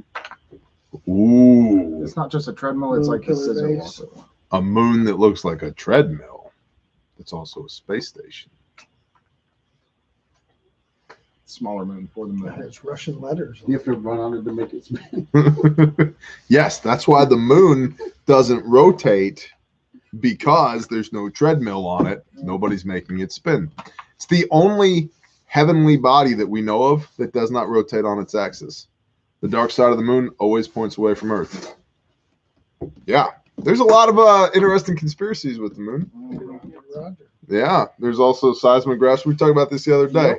One of the Apollo missions, Jenna said their boosters, when they were bouncing back off the moon, and when the boosters impacted the moon, the seismographs rung for 26 hours, as if a bell had been rung, and the moon was hollow. And what's his face?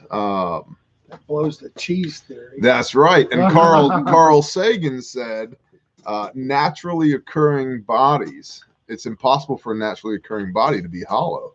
Yeah. How interesting. And then, of course, people go, well, that's because the Pleiadians put it there 7.5 millennia ago, because Earth had a very unstable, it was wiggling on its axis, and it had to have the moon there for the gravitational pull for the 23.5 degrees so that we didn't spin off into Earth. Okay, cool. Prove it. Which all happened by chance. Of course. Yeah. Naturally. Yeah. A total chance. Sushi order. Spicy tuna and a Massard roll. Oh, sorry, roll. Massard roll. 4 seconds the Massard roll. What do you guys want? Anything else? So I like spicy tuna. Multiple spicy tunas, multiple Massard rolls.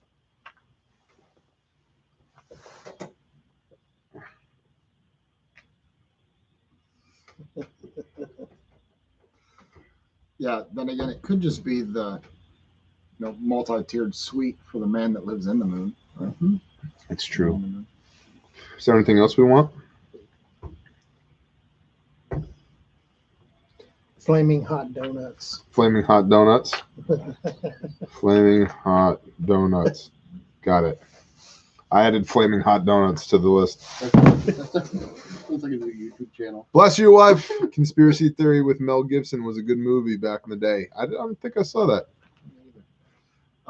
Question about black powder for SHTF. Yes, please. Hunting in SHTF.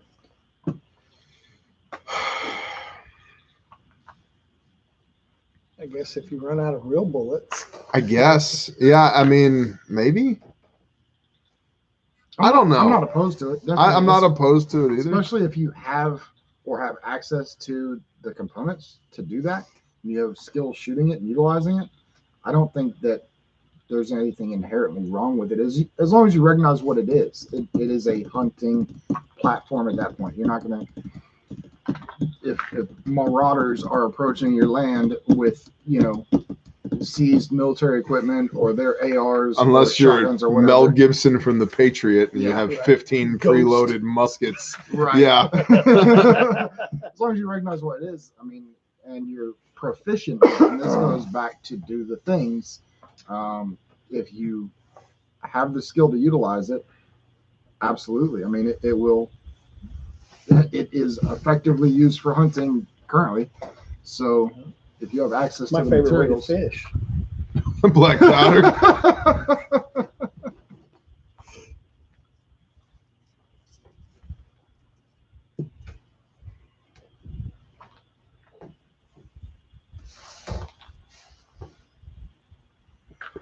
yeah, the tomahawk. If you do that, you can't forget the tomahawk. Gotta have Of course.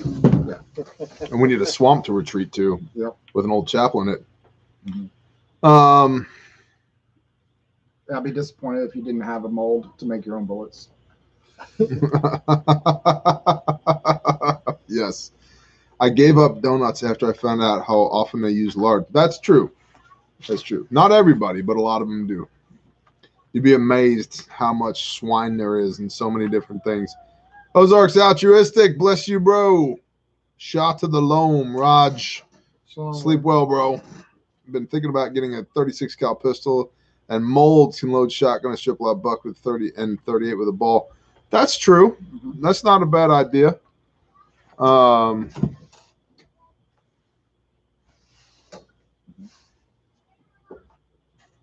going to get the skaters. Okay. I'm taking my gun in. Okay.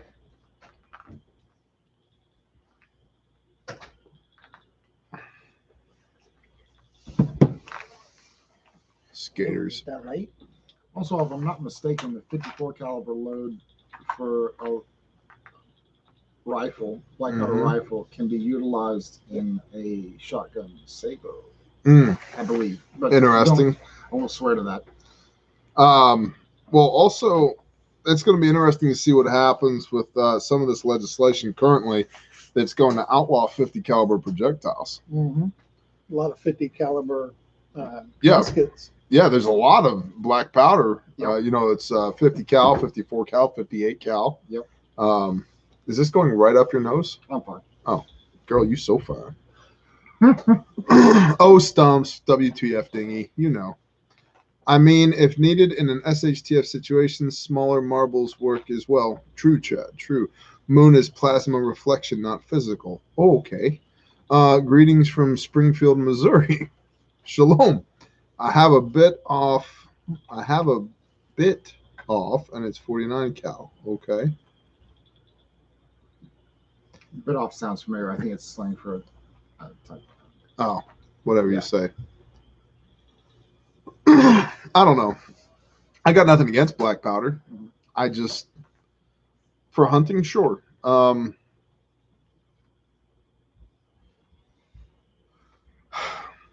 There's not much you can't do with a 12 gauge shotgun. There's not much you can't do with an AR. So, yes, Weasel. Can I have one of those ice cream sandwiches? What? There's ice cream sandwiches here? Yeah. What?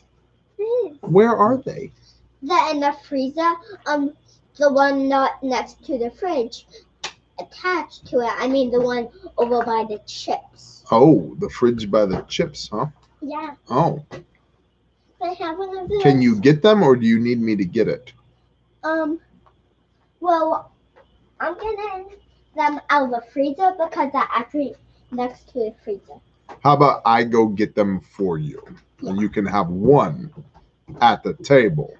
Okay. Okay.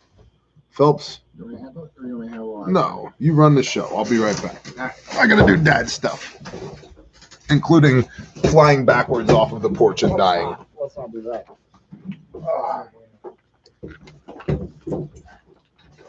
And I'm on charge now. Go on, man. Drive the bus. Alrighty. Questions.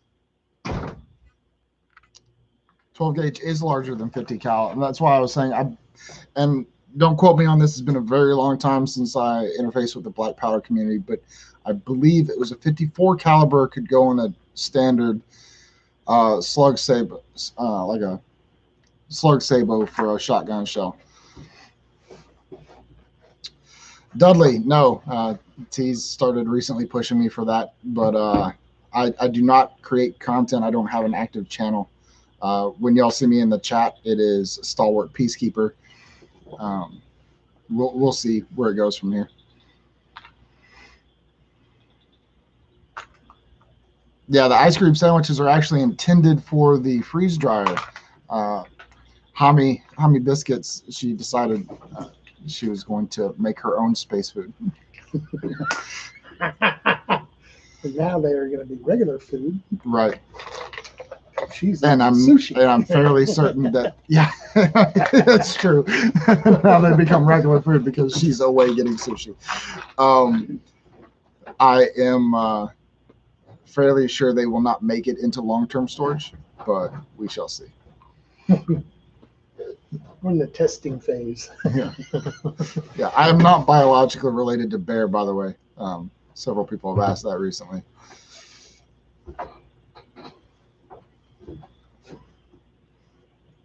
Oh, and a while back, someone made a comment.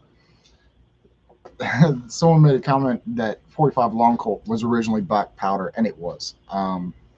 That was they used basic black powder in the cartridge, but it was a cartridge round. It was not a black powder.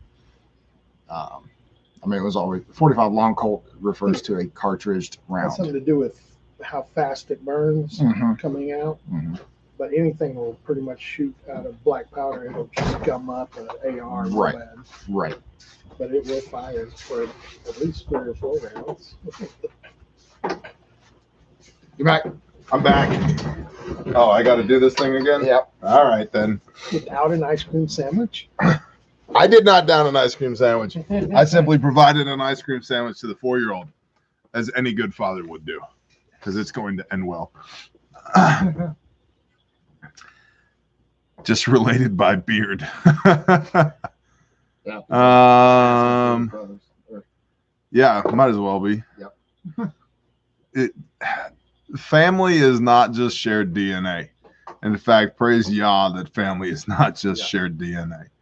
So I just had to let them know we're not biologically related. that just reminded me I gotta call my sister back. One of my sisters back. So if you're watching, sis, I apologize. I missed your phone call again, and I do intend to call you back. And if you're not watching, well, now 561 of our closest friends know. So no big deal. 4570 thoughts. Yeah, for sure. Because you got to kill the guy behind the 3 refrigerators over there a mile away. Absolutely.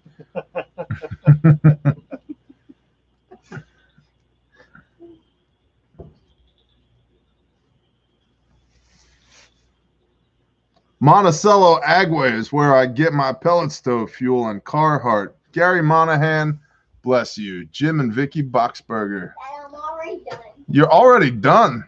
Can we show the people your painting of potato? Let me see this. Let me see.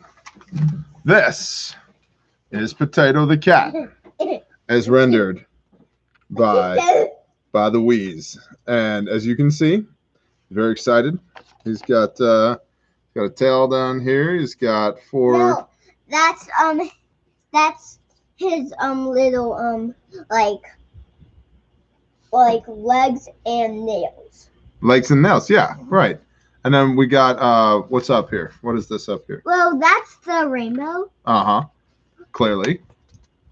He looks pretty excited. Was he excited when you painted this? Yeah, I even draw the little potato there because his name is Potato. Oh, I got it. Good job.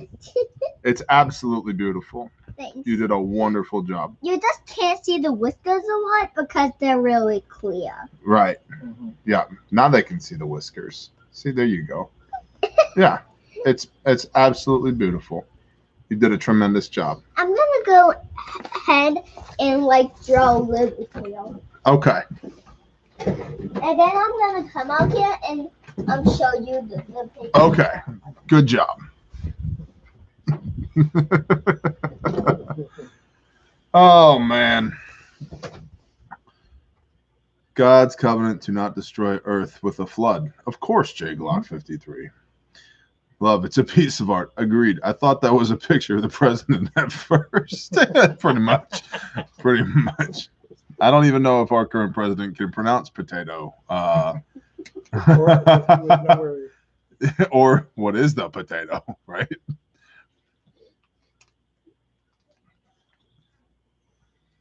She's amazing. I agree.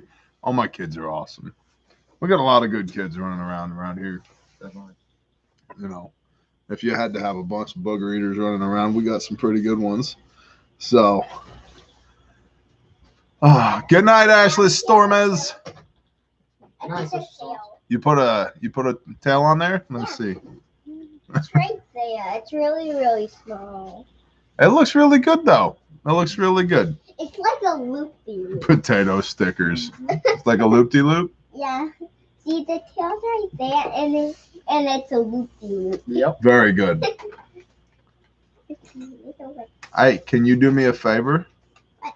Man, I was supposed to work tonight. Well, go work, bro. Go work. Don't let me stop you. Also, show the people now.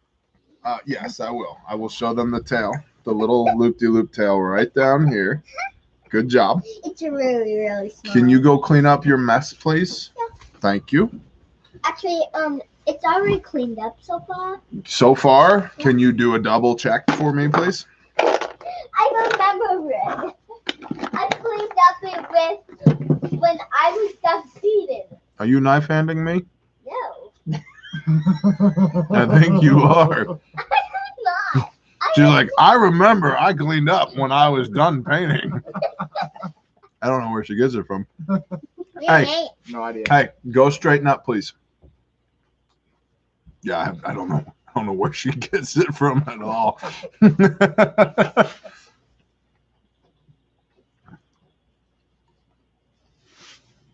Go on, toddler.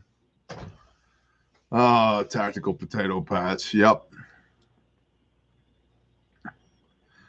My goodness, my goodness. President Potato. Yeah, what else were we talking about? I'm pushing 2 hours on this impromptu live stream. Can you believe it? Joe Biden is on 1% on airplane mode.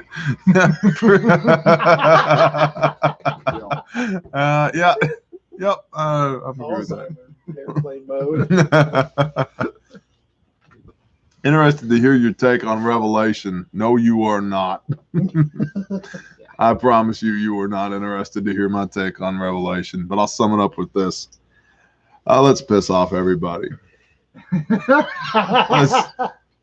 The rapture is Christianity bullshit, and it's extra biblical, and it does not happen. And never has the Father just whisked his chosen people away from tribulation. He has seen them through it. And judgment is seen in Revelation 19, verse 11 through the end. And yeah. I added another coat of pink. And Israel is a heart condition is found in Genesis 32 and Hebrews 8, not just a nation state on the map. So I'll sum up that as far as Revelation goes. And I'll prove it to you real quick because I got one of these things right here. In Genesis 32, we see right here, it says, Genesis 32, shabba-dabba-dabba-da. Oh, I flipped one page past it. Stand by. Hashtag thumbs don't work. Got it. Genesis 32. Yes, baby. That little blue spot doesn't count because I actually did that. There was just water pouring out. Okay. And water and blue paint just sucked into there. That's why there's a blue spot. Okay. Okay. Thank you for letting me know. Did you clean up in there? I only had 2 things. Okay. Can you give me 1 minute? I got to read my Bible real quick. So Genesis 32:28, and he, the Lord your God, Yahweh your Elohim, said, your name is no longer Jacob, but you are Israel, because you have striven with Elohim and with men and have overcome. And Yisrael, or Israel, literally means to strive with Elohim, or God, to overcome with Elohim, and to rule with Elohim. To strive with, to overcome with, and to rule with Elohim. Israel is a heart condition because you can go to Hebrews, and since Hebrews is in between Genesis and Revelation, which is where we're going anyway, we'll just stop at Hebrews and see real quickly the renewed covenant that everybody who claims to be a Christian is under. The renewed covenant says right here in Hebrews chapter 8, starting at verse 6. The fingers are not doing it today. But now he, Yeshua, Jesus the Christ, has obtained a more excellent service, inasmuch as he is also mediator of a better covenant, which was constituted on better promises. For if that first covenant had been found faultless, then no place would have been sought for a second. For finding fault with them, not the covenant, but the people trying to keep it, he says, see, the days are coming, says Yahweh, when I shall conclude with the house of Israel and with the house of Judah a renewed covenant. Not according to the covenant that I made with their fathers in the day when I took them by the hand to lead them out of the land of Mitzrayim, or Egypt, because they did not continue in my covenant, and I disregarded them. They knew what to do. They didn't do it. The Father said, screw y'all, I'm done. Because this is the covenant that I shall make with the house of Israel. Genesis 32. Striving with Elohim, overcoming with Elohim, ruling with Elohim. The renewed covenant in the New Testament, which, by the way, is from Jeremiah, which is in the prophets, aka the Old Testament. Jeremiah 31, verses 31 through 34. Word for word here in Hebrews 8. Because this is the covenant that I shall make with the house of Israel after those days, says Yahuwah, giving my laws in their mind, and I shall write them on their hearts. Well, I'm under the new covenant. I don't have to do it. The law is in your mind and written on your heart. And I shall be their Elohim, and they shall be my people, and they shall by no means teach each one his neighbor and each one his brother, saying, know Yahuwah, because they shall all know me, from the least of them to the greatest of them, because I shall forgive their unrighteousness, and their sins and their lawlessness I shall no longer remember. Now, lastly, getting back to he who overcomes, if you go to Revelation and you look in Revelation, in the first few chapters of Revelation, a very interesting study is to take your Bible and a pen and to start in Revelation chapter 2 and look at the promises of Yeshua to him who overcomes. Israel. Israel is striving with Elohim, overcoming with Elohim, and ruling with Elohim. Okay?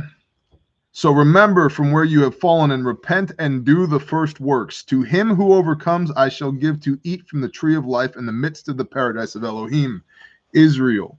He who has an ear, let him hear what the Spirit says to the assemblies. He who overcomes shall by no means be harmed by the second death. Israel. But I hold a few matters against you, because there are those who adhere to the teachings of Balaam, a false prophet, who taught Balak to put a stumbling block before the children of Israel, to eat food offered to idols and to commit whoring. He who has an ear, let him hear what the Spirit says to the assemblies. To him who overcomes, I shall give some of the hidden manna to eat. Israel. And it goes on and on and on and on and on. And he who overcomes and guards my works until the end, to him I shall give authority over the nations. Israel. He who overcomes shall be dressed in white robes, and I shall by no means blot his name out from the book of life, but I shall confess his name from before my Father and before his messengers or angels. Israel, which is not a nation state on the map. It's not a genetic condition. It's not a bunch of Jews over there in the Middle East. It's a heart condition, meaning that you belong to the Father and you are submitted to his will. To he who overcomes, I shall make him a supporting post in the dwelling place of my Elohim, and he shall by no means go out, and I shall write him on the name of my Elohim and the name of the city of my Elohim, the renewed Jerusalem, Israel. And it goes on and on and on and on and on. As many as I love, I reproach me on my throne, as I also overcame and sat down with my Father on his throne. He who has an ear, let him hear what the Spirit says to the assemblies. So you really don't want to know what I think about Revelation, because it's going to disabuse a lot of people of their fantasies that were taught to them by people that may have been holding this book but weren't reading this book. That is so sweet, baby. Thank you so much. Thank you. And he says, Yahweh changes not. I'm the Lord Yahweh Sabaoth. I change not. Yeah. Malachi 3 verse 6. Yeah. When it comes to new priesthood, new laws, that doesn't compute. Yeah. And Ryan, it is the ISR scriptures. Angela Rose, bless you, sister. Thank you for this ask. It's fabulous. Thanks. I tried to make it like a smoker. It's beautiful. Thank you. Thanks. I tried to write something normal. Did you? It looks really good. Hey, mommy's gonna be home soon. Could you please make sure that it's all clean in there so she doesn't whoop both of our butts? Thank you. Also, none of you guys break the trap, because that's for the mouse. Oh, right, the mouse trap. We won't break the mouse trap. I promise. And I'm gonna add some cheese on the last so we can actually catch the milk. Recycle prepper to you, no worries. I'll tell you guys this too. Steve Wilkins, bless you for the bear fact. Thank you for buying one. I'm trying to get more and more better at this, and that's poor English, but bear with me. I have my convictions, and I can back up every conviction that I have biblically. And I understand if not everybody is where I am, and that's okay. I also understand as both followers of Messiah, what most people would call Christians, and as Americans, we should understand that we have the right, the God-given, constitutionally protected right to both disagree and believe and worship however we see fit. And so I'm going to do that. And I realize that a lot of the times it feels like it's an uneven exchange, because I've got this YouTube channel and I've got these subscribers. And a lot of times y'all feel like those that would disagree with me feel like they don't have that voice. And I get that. And in all love, I'm not trying to be a facetious a-hole. Make videos. Explain what you believe and why you believe. I started with nothing at this channel. Like it didn't just happen. It wasn't an accident. It was hard work and diligence and blessing, and here we are now. But my convictions are mine. If the Holy Spirit moves you, so be it. We know in the Gospel of John that the Holy Spirit convicts us concerning sin, which 1 John 3 verse 4 is lawlessness. Righteousness, he convicts us concerning righteousness, which is the Gospel of Luke 1 verse 6, blamelessly walking in the commands of Yah, the commands of God, and concerning judgment, which is Revelation 19 verse 11, which is when Yeshua comes back on a white horse and lays waste to everybody who is outside of the regs. Okay? So if the Holy Spirit convicts you concerning something I say, so be it. Move on that conviction. I'm not here to try and beat what I believe down your throat, but if somebody asks me, I'm going to answer the question based upon my beliefs, my convictions, my life experiences. And I understand if people don't agree. And I'm trying to be more understanding if people don't agree. But please understand that I have a constitutionally protected, God-given right to worship and believe as I see fit. And I think we do ourselves a disservice if, well, Yeshua talked about this. You go looking for the speck in your brother's eye without examining the plank in your own. And that's something all of us, myself included, could benefit from. So, another viewer said that they love the fact that you always have a Bible and a weapon within arm's reach.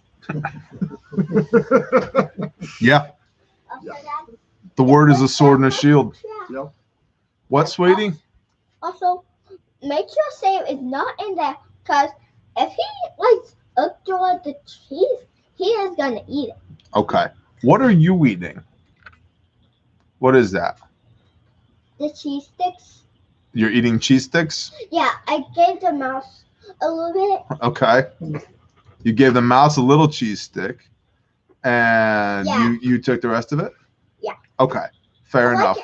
I ate the most, and I gave him like 10 pounds. You gave you ate the most, but you gave the mouse like 10 pounds of cheese stick. Okay. Okay. I gave him like that much. That's it. You gave him like that much? Yeah, that much. About 10 pounds worth? Yeah. Okay. 10 mouse pounds. 10 mouse pounds. Okay. Dad, you like the present I gave you? I loved the present. Thank you so much. I tried to spell something real. Well, thank you. Hey, are you cleaned up in there? Yeah, I make sure. Yeah. How's your room? Is your room clean? Pretty much. Pretty much? How about all the way much? It is other one. Are you sure? If I go in there and look at it, it's going to be super clean? Wait a minute. Let me do it. Wait a minute. Let me go check. Yeah, your brother and sister say the same thing, too, when I ask that question. Seems legit. That's a mom talking right there. She's like, yep, seems legit. Yeah, my room's clean pretty much. Hold on, let me go check, which is like kids speak for not so much. I'll be right back. Please don't beat me.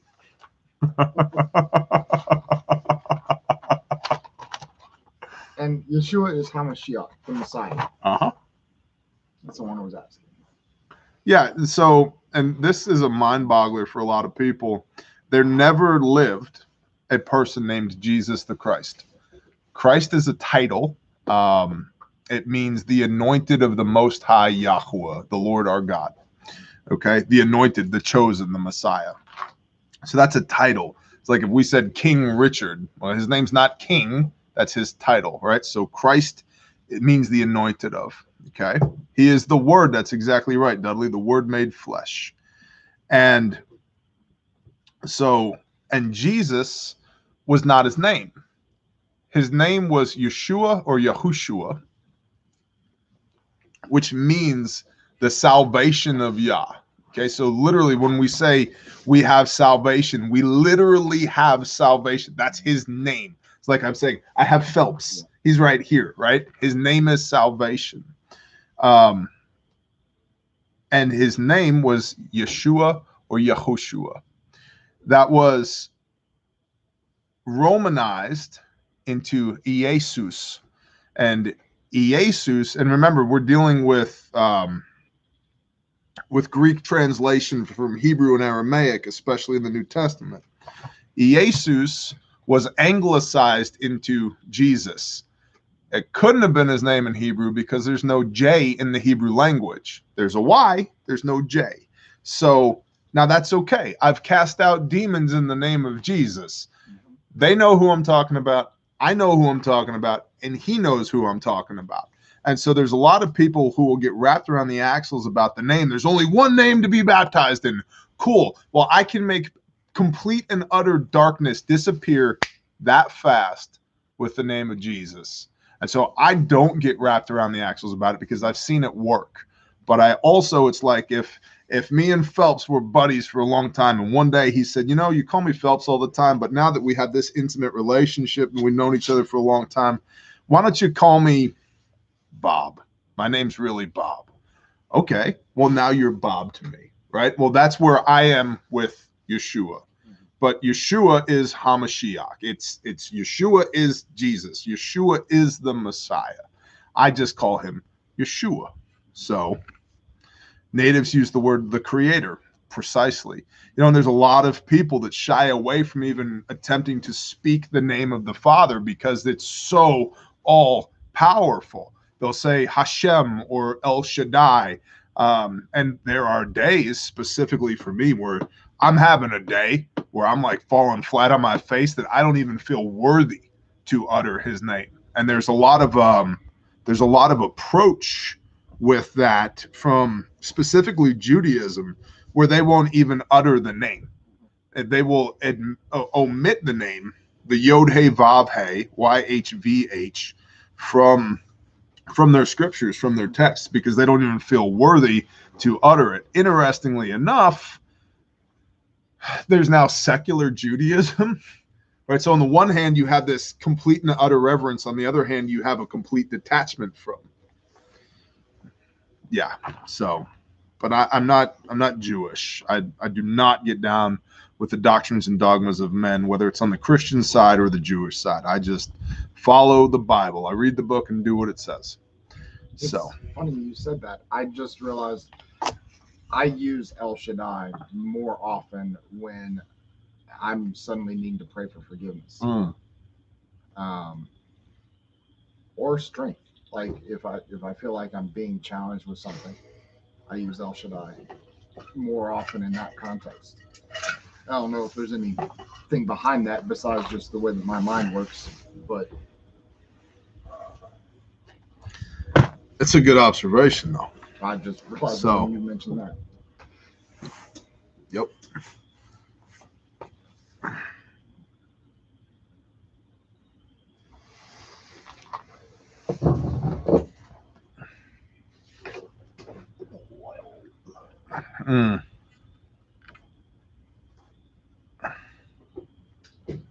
John Jones, it is the renewed covenant.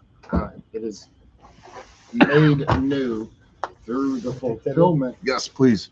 Thank you. Through the walking of it by Yeshua. It is not something new. It is a renewed covenant. When are we swinging that new kettlebell? I don't know. Not tomorrow.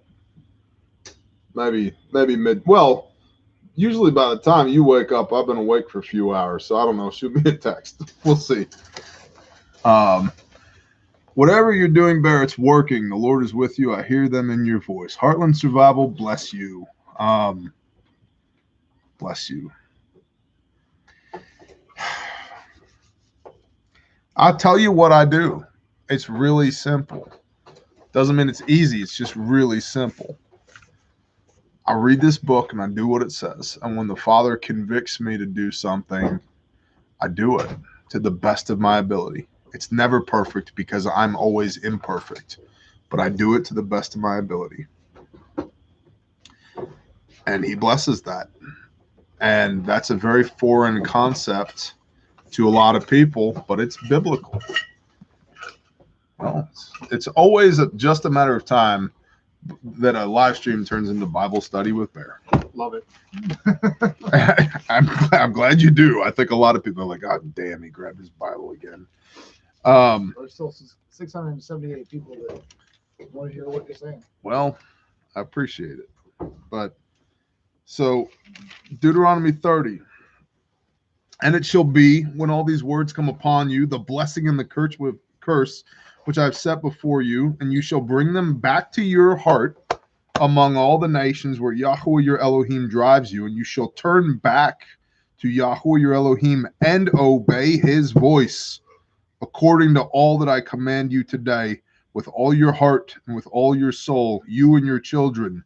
Then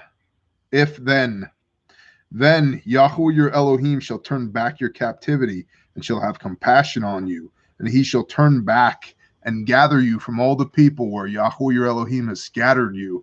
And if any of you are driven out of the farthest parts under the heavens, from there Yahweh your Elohim does gather you, and from there he does take you. And Yahweh your Elohim shall bring you to the land which your fathers possessed, and you shall possess it, and he shall do good to you and increase you more than your fathers. And Yahweh your Elohim shall circumcise your heart and the heart of your seed, to love Yahweh your Elohim with all your heart and with all your soul, so that you might live. And Yahweh your Elohim shall put all these curses on your enemies and on those who hate you, who persecuted you. And you shall turn back and obey the voice of Yahweh and do all his commands, which I command you today. And Yahweh your Elohim shall make you have excess in all the work of your hand, and the fruit of your body, and the fruit of your livestock, and the fruit of your ground for good. For Yahweh turns back to rejoice over you for good, as he rejoiced over your fathers, if you obey the voice of Yahweh your Elohim, to guard his commands and his laws, which are written in this book of the Torah. If you turn back to Yahweh your Elohim with all your heart and with all your soul. For this command, which I am commanding you today, is not too hard for you, nor is it far off. It is not in the heavens to say, who shall ascend into the heavens for us and bring it to us and cause us to hear it, so that we do it, Yeshua. Nor is it beyond the sea to say, who shall go over the sea for us and bring it to us and cause us to hear it, so that we do it, the emissaries. For the word is very near to you, in your mouth and in your heart, to do it.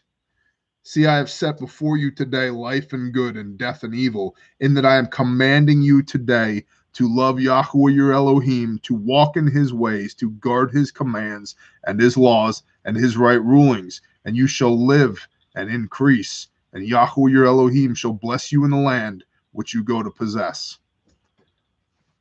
Whatever you're doing, Bear, it's working. It's that. That's what I'm doing to the best of my ability. And it's working. So, praise Yah. Because it ain't because I'm special. Apparently somebody did a room raid or something.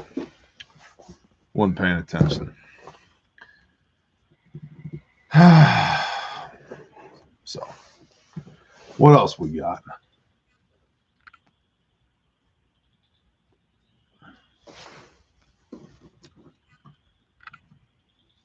There, no man has the power to do more than the Lord has written in the book of life for you to do. To think you have any power to guide your life any direction the Lord has not written is blasphemy. I don't know what that's in reference to, but if anything, I think maybe what you're saying supports what I said. I'm not trying to do anything against what he has called me to do. To fight against him it's not blasphemy, it's completely fruitless. I don't know who's rating us, I don't know either. but I appreciate it. North Shore Preparedness, bless you. Blackthorn Traveler, shalom, brother. That's the brother I was saying earlier that y'all need to follow. Mustard seed. Look at all these hearts. Mm-hmm. It's cool. Big old raid coming in from the North Bear. Oh, roger that, North Shore Preparedness. I appreciate y'all. Very cool. Very, very cool. Thank you, Kevin Grip. I appreciate that. You guys are awesome. Love from the North Shore Raiders. Bless y'all. Miss Prepping Plumber. That is an interesting combination of skill sets right there. Right? This kind of sounds like my wife, although that's not my wife. Hava Alexander, bless you. North Shore Preparedness, bless you. Thank you. Appreciate y'all. Thank you. Rural Alabama and our small group of rappers and Messianic Jews. Shalom. Amen. Love from Virginia Beach. I've been there before. Miss Prepping Plumber, thank you so much. Bless y'all. Northern Girl Hobbies. Fist bump back at you. Boom. There's the camera. Love from Germany. Nice. Send me all the good beers, please. Oh, man. Northern Raiders. I love it.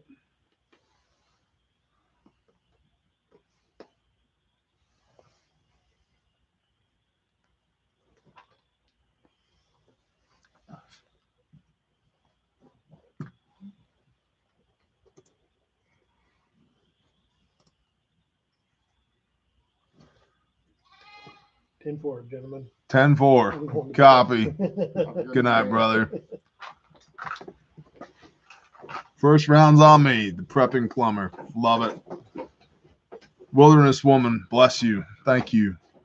Love from Wales. I have family in Wales in the way back. I am a Morris, you know. Mama Bear sending love. American First. Bless you. Mad Shad. What's up, Mad Shad? What's going on?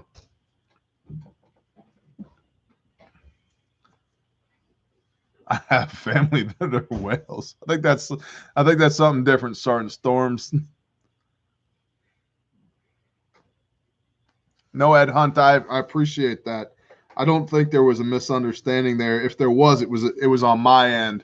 But like I said, I believe that you were in support of me, and I appreciate that. No sushi yet, and it's been about an hour. I know, Carla. Howitzer Hill, what's going on, brother? Yes, we're having a raid. This is a rave. We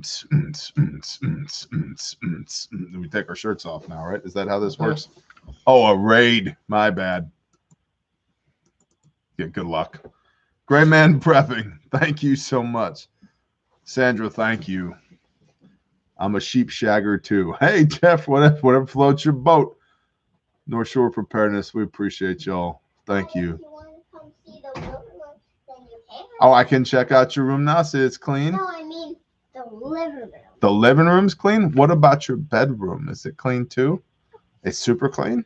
Yeah. You sure? Yeah. Like everything's in its place. Mise en place, a place for everything and everything in its place. Wait, two pair of shoes are in my. Okay. Like one pair of shoes. Teacher are, Renee like, Reeds, thank in my you. room. Okay. So I'm gonna go put those on the shelf. Thank you so much, sweetheart. You're so cool.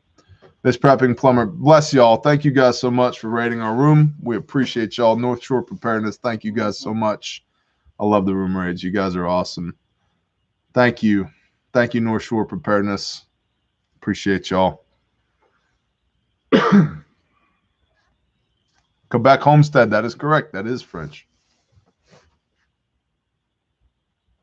Yeah, raid kills them dead. Amira Mirage, bless you. Thank you. How do I join the beard club? Step 1, grow one. Stop Step 2, you're in. Favorite laying hen breeds? I saw that question. I like Australorps. I like Barred Rocks. I like Cochins. I like Rhode Island Reds for sure. Yeah, about sums it up. Australorps are like some of my favorite birds, honestly. I found that Leghorns are not so much. Not so much. Love from Atlanta, man. When are you coming down south? We have some great food down here. We've got a class coming up in Atlanta in the near future. I don't remember, beginning of April, I think. May I have, yes, Chad, you are an honorary beard member. Buff Orpingtons. Okay, you want me to come check your room out? Yeah. See it's nice and clean? But first, check the living room. Check the living room first and then your room. Okay. Yeah. I did the living room so beautiful. You did? Yeah. Does Brother Phelps have to hold the show down while I'm gone? Yeah. You got to tell him. Yeah. You gotta hold that down. All right, I'll take Hold it down, Phelps. Be right back. I got to go inspect the toddler's handiwork. First, you should check out the living room. I'm coming to check out the living room. All right, folks. I did it so wonderful. You did. Training dates can be found on Refuge Medical or possibly Bear Independent as well. But I know they're on Refuge Medical.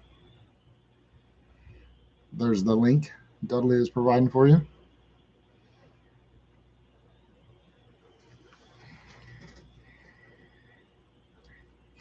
Hello again, Chad. Yes.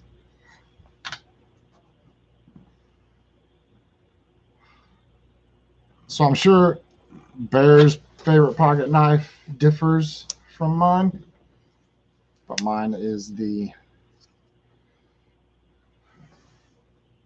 Bushcraft Bug Out.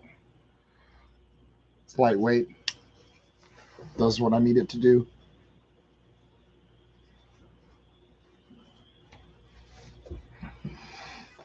I was smoking. Where did it go?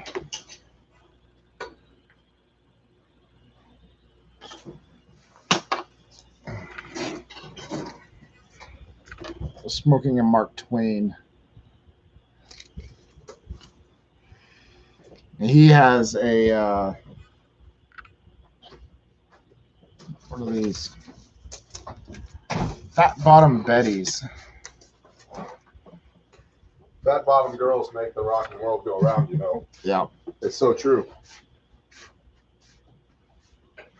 Did you feel like powerful in the driver's seat? You know? Yeah. Interesting. Am I putting on weight?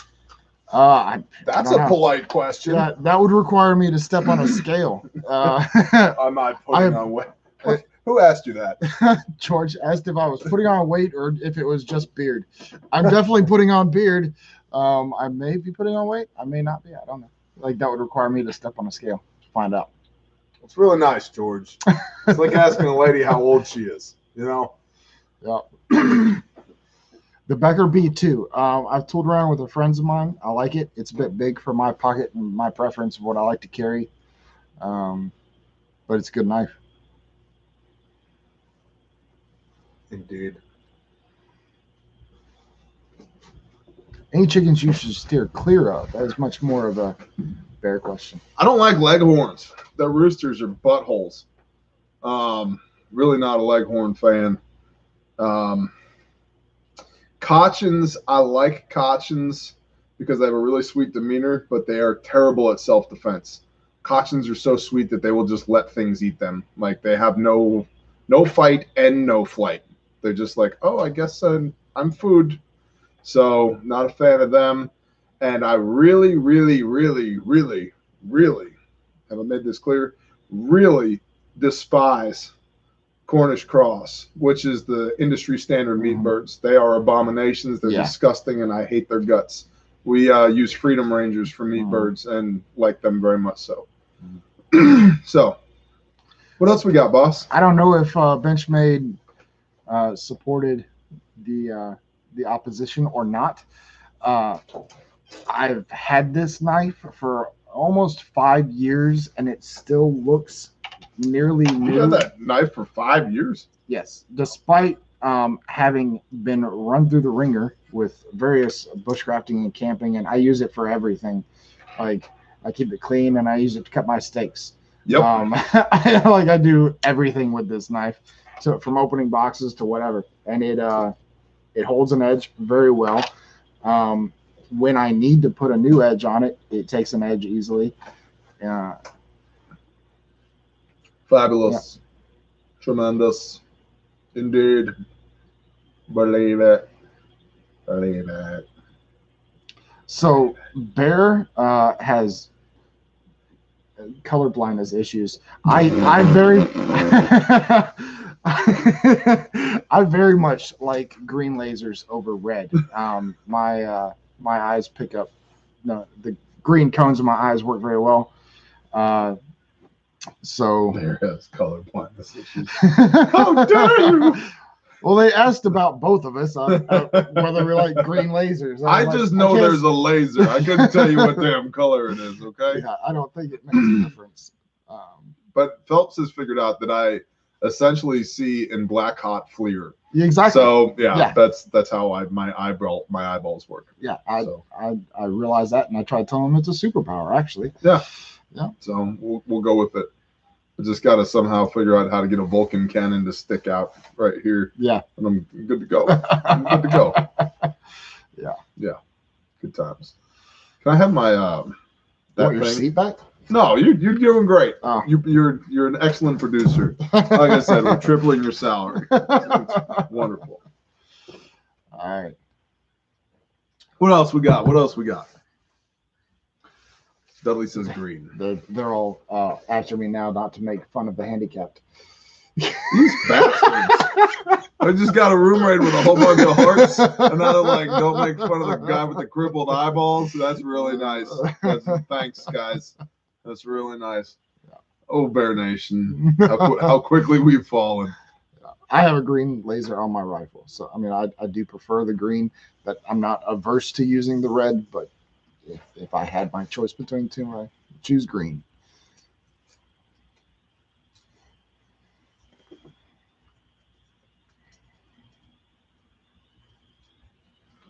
I've got the Storybots theme song in my head now. Storybots. Got questions, got lots. Storm said, did anyone tell you that the hearts were different colors? What a dick. Damn it, Storms. I wasn't sure if he was watching the chat, so I had to throw you under that bus there, brother. Miss you.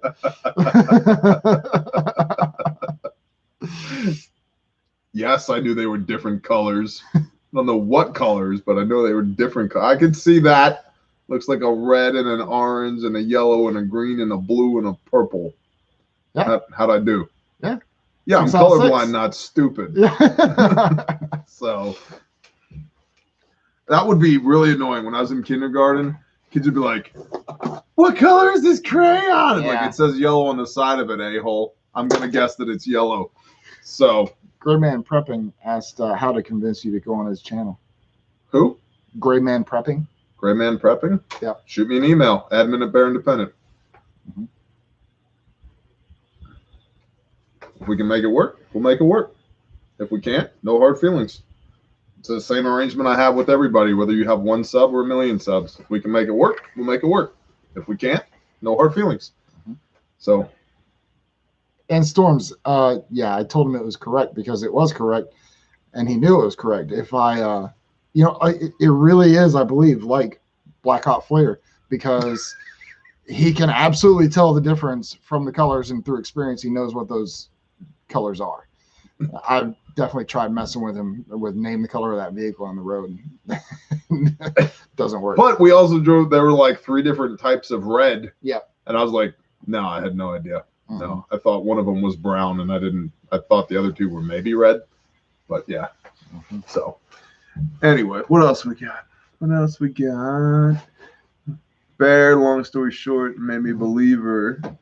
A preacher showed me the Star of Bethlehem. and the Ten Commandments in an apple cut open, the stem to the left. Good job there. Walter, bless you, and all praise to the Most High. Mm-hmm. I'm just the guy that reads his Bible as if it's a superpower. It's not. We all have one, or we should. Read it. Mm-hmm. Read it. And you'll be amazed. Things will start to click.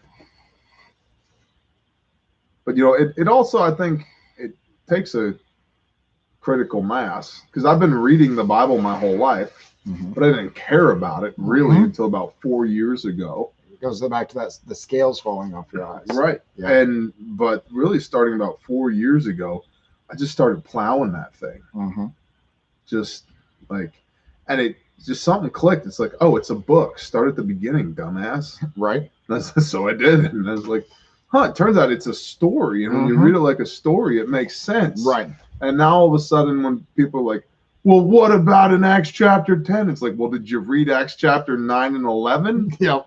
No. Like, well, there's your answer. Yeah. You know? Would you pick up the whatever Tolkien novel or whatever and just pick chapter 7 and read it? Exactly. Yeah. No. Lord of the Rings would be terrible. Yeah. You'd be like, who are these people and what are they doing? Like, don't Yeah. worry, it was all done away with. Yeah. What? Yeah. Gandalf died. Why do I care? Right. Right. Exactly. Yeah.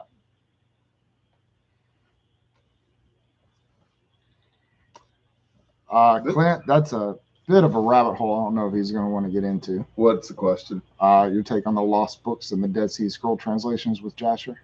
I have the book of Jasher. I have what's purported to be the book of Jasher. Yeah. I'll put it that way. Qumran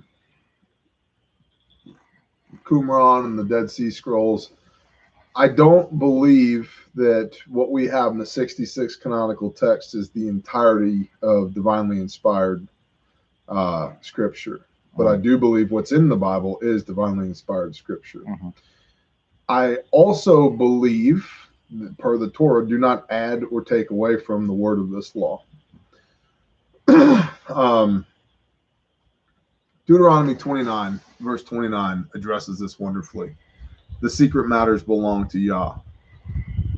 But what we do know is enough for us to guard to do all these works. Exactly. And so I think there's multiple mysteries out there.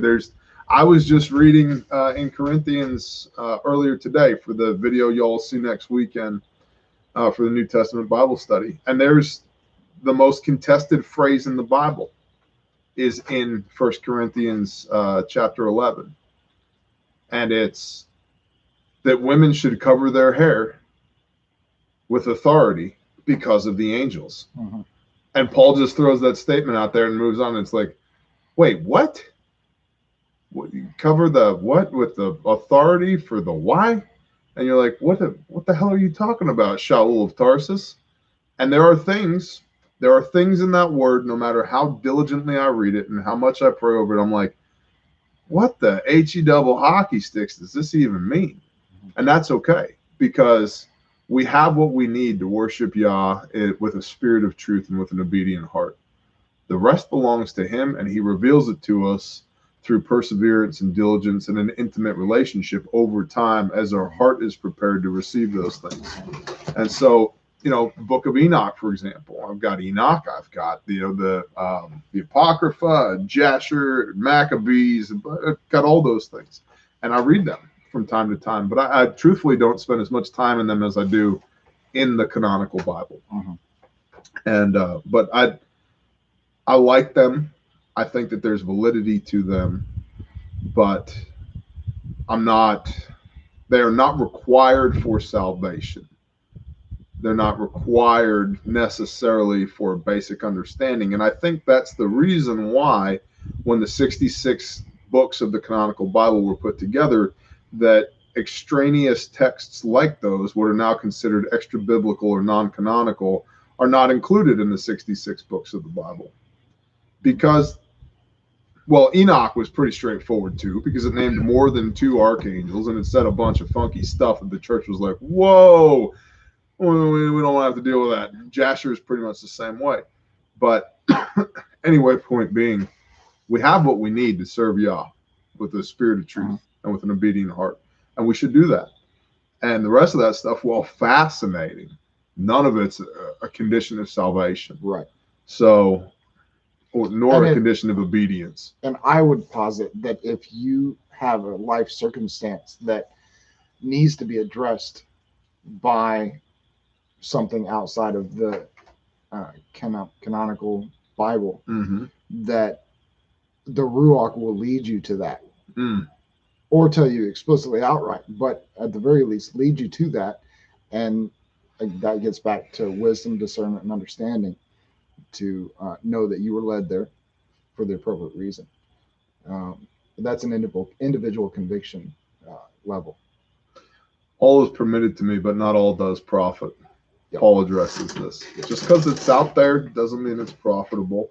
It doesn't mean it's not profitable either. It's just another thing.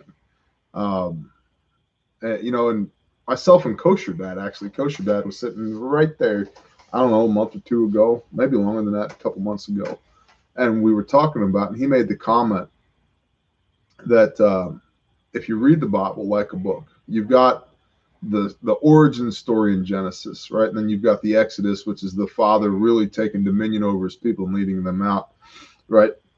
And you've got Leviticus, which is the laying of the law. This is how you conduct yourself. Then you've got Numbers, which Rex actually plussed me up on this, which is the strategic book on how we organize tribes into a nation. And then you've got Deuteronomy, which is the reiteration of everything you need to know before you go into the promised land. Right. Then everything that comes after that, and that's the Torah. People say, where do I buy the Torah? It's in your Bible. It's in your It's Bible, the first 5 books of your Bible. Genesis, Exodus, Leviticus, Numbers, and Deuteronomy. Okay? After that, everything that comes after that is a commentary on the first 5 books of the Bible, all the way up to the end. It all points back to that origin story. And that's why it's like, man, if you don't have a grasp on that, what a disservice you do to yourself in your walk and in your faith to try and understand. And there are legitimately so many people who are trying to have a real meaningful relationship with their Creator and who are trying to be obedient to their convictions of their heart put there by the Ruach HaKodesh, the Holy Spirit, and they're trying to be Christ-like, but they don't understand what Yeshua, what Christ was emulating, what he was doing, what he was teaching, why he was teaching it, where it comes from, what it's founded in, because there's no foundational knowledge there. And it's like everything after those first 5 books is commentary on it's a practical application of the first 5 books. Here's what happens when you're obedient. Here's what happens when you're disobedient. And because the Father's people were so disobedient, they just couldn't get it anymore. Finally, the Father's like, I'm going to send you me made flesh, my only begotten Son, so that you can see this is how you do it. I've been telling you for millennia this is how you do it, but you keep messing it up. Walk in his steps. 1 Peter 2:21. For this you were called, that Messiah, having suffered for your sins, so that you might walk in his steps. Do what he did, right? We don't know what to do. Follow that guy. That's literally what it means to be a Christian, is a follower of Messiah. Follow that guy. Do what he did. And one person said, love addresses all the laws. And that's true. But it also says, if you love me, keep my commandments, keep my word. So that is true, but it doesn't negate what he's given us. Well, and I would go a step further to say that the Torah is founded in love. Yes. Because if you look at the 2 prime directives from Messiah, Rabbi, what are the greatest command? What's the greatest command in all the Torah? He says there's 2, sucker. The first thing I added the sucker, right? I always feel like there's contention in Yeshua's voice when he's dealing with the Pharisees and the Sadducees. Well, they were trying to trip him up and trap him into misspeaking, speaking, or doing anything besides the Torah. Because that's what he did. He walked it perfectly. And they wanted to put him on trial so that they could kill him to get him out of their hair. So he says, listen, there's 2, sucker. The first is you shall love the Lord your God with all your heart, with all your soul, with all your might, which is Deuteronomy 6, verse 4. And the second is like unto it, you shall love your neighbor as yourself, which is Leviticus 19:18. both of which are Old Testament, which makes perfect sense when you understand that they asked him about the Torah. It's Old Testament. It's Deuteronomy and Leviticus. And he says, on this hangs all the Torah and the prophets. And so people have said, see, if I'm loving God with everything I got, and I'm loving my neighbor as myself, I'm good. I don't have to do any of the rest of this stuff. The misinterpretation there is that those two prime directives sum up the 10 commands, like the 10 commandments. Half of those commands are up-down commands about how we love Yah with everything we have. Half of them are left-right, how we love our neighbor as ourselves. Where the remainder of the Torah, the other 613 commands come into play is, it's the click here for more help. I'm trying to love my brother. I'm trying to love my neighbor as myself, but we got an issue. What do we do? Oh, it turns out there's a Torah for that. First, I go to him and I say, hey, man, we got an issue. And if he receives that, I've gained a brother. If he doesn't, now I go with a couple of witnesses because maybe I'm out of line. So I bring a couple of witnesses with me. And if that still doesn't work, then we go in front of the whole. And so there's a whole, right? How do I love my brother? Hey, I won't bang your wife. You don't bang my wife. Cool, right? Let's not steal from each other, so forth and so on. And so all of that is in love. And so people look at the Torah as like the burden of this law. It's like, if you realize that it's the rules by which we should live our life so that we have a prosperous and blessed life, all of a sudden you see the loving hand of the Creator how unfair would it be to give you a unique soul straight from him and put you on the battlefield of life without any rules and guidelines? Right. Well, it turns out they're there. And see, that's the whole goal of the modern Christian church, is to not sin. Well, what is sin? Until somebody tells you that the Bible says in the New Testament, 1 John 3 verse 4, that sin is lawlessness, nothing clicks. Well, don't sin, Phelps. Shit, I'm trying not to. What am I supposed to do? Trying to be a good person. I don't know. Don't make God angry. Well, how do we not make him angry? Don't fall short of the mark. What mark? I don't know. You know when you mess up. Well, how do I know when I mess up? Well, it's when you make God angry. Well, wait a minute. You already told me that. Right? And so if you flip the script there and look at it, the depth of love that it takes for the Creator of the universe to not only make us in his image, but to, just as he laid the foundations of the earth, just as he put the stars and the moon in the sky and set them into orbit and created all of this that run on a schedule, on a timeline, perfectly. They adhere to his will, right? They have parameters and guidelines. He did the same thing with us. He created us. He put us into this world, and we have parameters and guidelines. The original sin, people talk about the Garden of Eden. They're like, yeah, well, sin, because they sinned and they ate that apple. The eating of the apple was the action. The sin was they transgressed the word of Yah. Right. Before the Torah was ever written down, He said, do not eat. They ate. They transgressed the word of God. Sin is transgressing the word of God. Always has been, always will be. Yep. He is the same yesterday, today, and yesterday, today, and forever. He's the Alpha and the Omega. I'm the Lord Yahweh Sabaoth. I change not. And so when you look at it in that light, it's absolutely love that a father would give his children that structure so that they could be prosperous, so that they could be blessed, so that they could have a long life, so they can have the fruit of the ground and the fruit of their loins and meaningful relationships and have a sense of purpose and experience provision and blessing and protection. It's like, how is that not love? But it's been framed in such a way as to look like a burden, and it's not. Yeshua himself says, come to me, all ye who labor. My yoke is easy. My burden is light. It is. It's an absolute blessing. People say all the time to us, I can't believe you put yourself under that law. It's like, you should try it, man. You should really try. Well, you said earlier, the average American is under what, 50,000 laws at any point? Absolutely, yeah. And they're abiding by 50,000 laws at any point in time without consciously being aware of it, because they have conditioned themselves to live that way. And that goes to, I had brought it up in a previous conversation in relation to the heart condition. Once we get the heart condition down, then following the law is not some big burdensome thing. And that goes, you could tie that directly back to love. Mhm. He loved us so much that he, after a millennia of us stepping on our poncho, he he sent his own son to show us how it's done. Mhm. I mean, yeah. Amen. Yep. So I realize that I'm passionate about these things. I have my convictions, and I don't. I have to walk a line here because I know that there's people in the chat that earnestly, eagerly want to hear this stuff and have never heard it before. And I know that there's just as many people in the chat that disagree and sometimes vehemently disagree with what I have to say.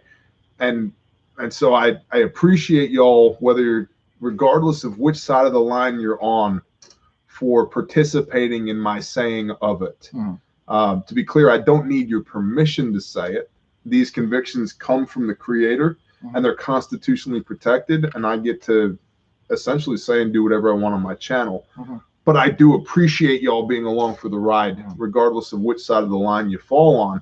And it's a challenge for me because this channel started as a preparedness channel.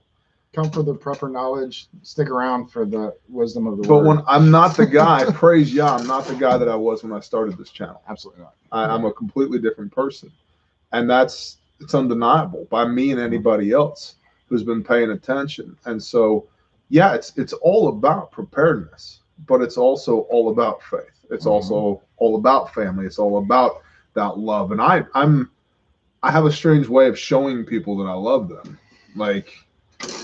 But I'd say you're not wrong about that, but the thing is, this is a preparedness channel, okay?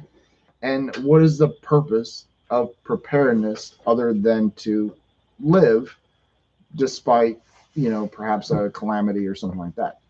But ultimately, the purpose is to live. Yep. And what good is living if you're going to die for eternity? I agree So, completely. In every aspect, it is a prepper channel. Both the physical needs to survive a snowpocalypse, or the spiritual needs for your everlasting life.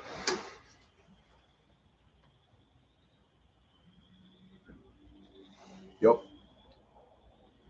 I just I'm appreciative of the Bear Nation for being along for the ride, for people coming alongside us and supporting us. And I don't mean monetarily supporting us. I mean just spiritually supporting us and being a part of what we do.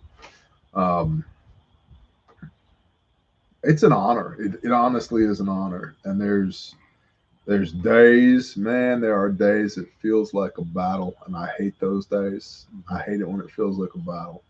But there is goodness that comes from this, and it's not because of me. It's because of Him, and I'm just thankful that y'all are along for the ride. I really am.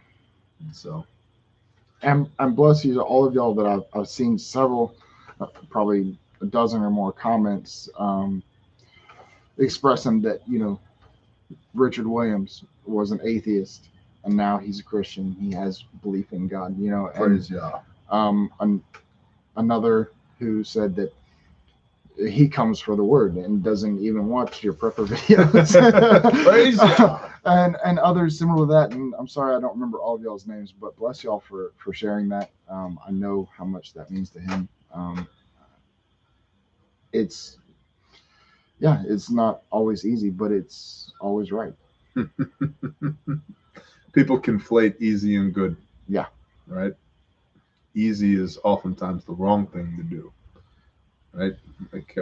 Usually we get easy and bad, or hard and good. Right. I'd rather hard and good than easy and bad. But it is, man. And even then I have to be mindful of this platform because I've had my issues with this platform.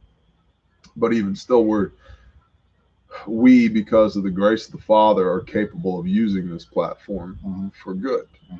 Right? Like I honestly, there's a part of me, it's a petty part of me, that hates the fact that there's 112,550 something people subscribe to this channel and nobody gets notifications.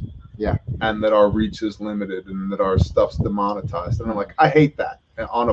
As a human being, I hate that. Yep. But on the other side, it's like, here we are. It's 10 something at night Central Time. There's still 400 people here. They're sitting here and listening to us drone on and on about how badass the Father is. Yep. And that's cool. So. You're not alone. You're not abandoned. I'm no longer abandoned, eh? No longer. No longer abandoned. Why, hello, woman. Hello, man. What dost thou bringeth us? A sack of sushi? Only 2. Only 4. 2.5 hours. I know.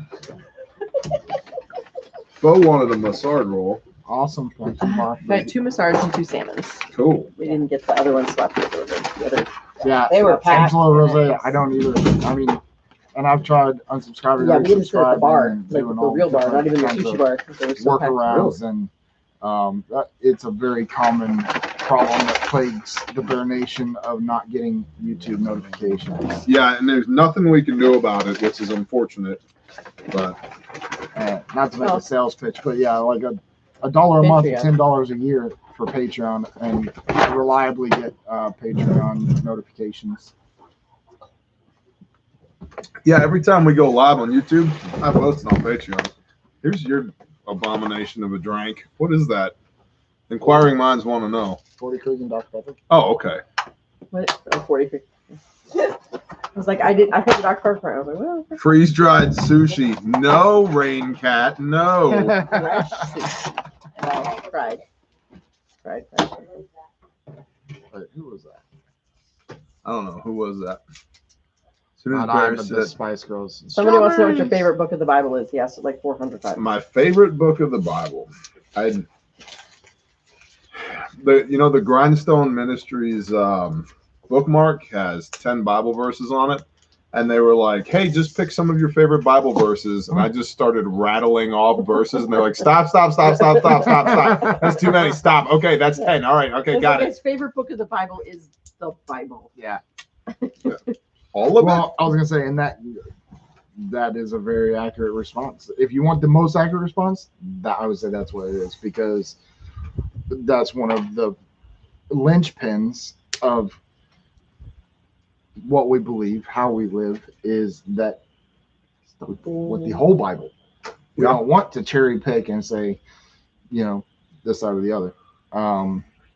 There's so many has good ones. its own application. If you want like tactical, practical application of the go world, with James, though. James. I love the book of James because Yeah. James just drops bombs. A big fan of the book of James. Also Deuteronomy, because it's the second telling. It's the recap of the first 4. I love the story of Joshua. Revelation is incredible. That's the first book Phil read. It's absolutely incredible. Wasabi. Is this my water or your water? Mine. I got this for you. You need Thank you. water. I can get it. So good. Okay. Well, Yeah. thank you. I'm very analytically minded. By the way, we're sharing. Okay. I'm very analytically minded, so I enjoy Leviticus and James. James also. Mm-hmm. I like the works of Peter too. And then thank you. And then the epistles of Paul, Shaul of Tarsus. You're awesome.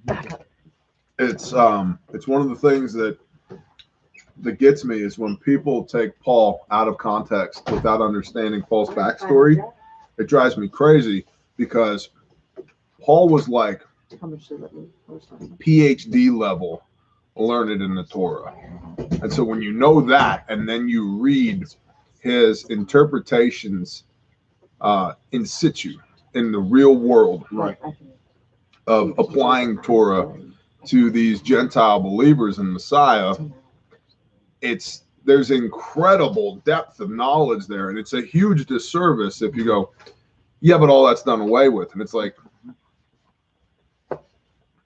if you came up on the pyramids and you're looking at the pyramids, you're like, those are some giant triangles, bro. And they're like, yeah, that came from ancient Egyptians, but it's all done away with. So now we just use it to store dry ice.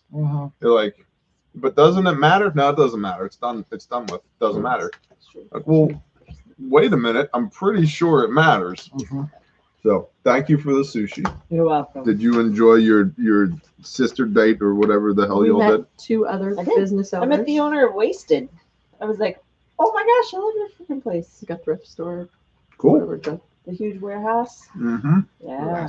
her and her friend who also owns another one. Yeah. Over in Greenville. The girl had just lost 100 pounds. Wow. Not real. Many of those, Eating including that sushi one as that a you asked celebration. about, are referring to practices that they did in worship or in as a Mom loves the surprise that I made her. She does? Yeah. Awesome. or as a pagan practice for the false gods. Oh, So that's What was the question? like shaving the front of their heads to honor the dead, you know, Mhm. those were pagan practices.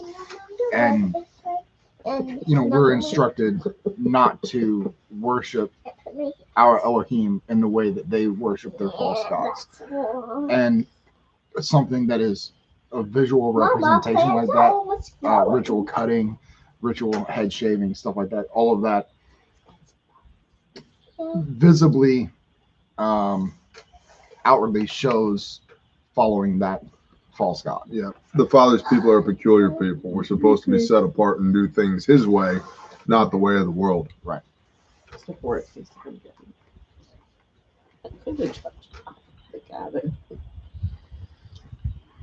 Yeah, Richard Williams, when we say Yah, we're referring to who you would call God.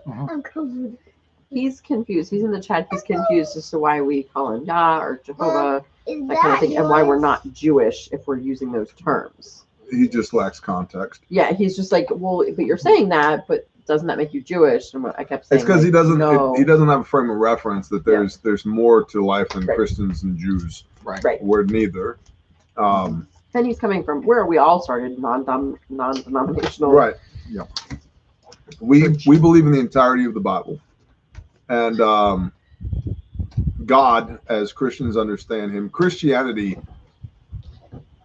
was an outgrowth of Messianic Judaism. For the first 200 years, Christianity was a sect of Judaism. They were Jews who found their Messiah.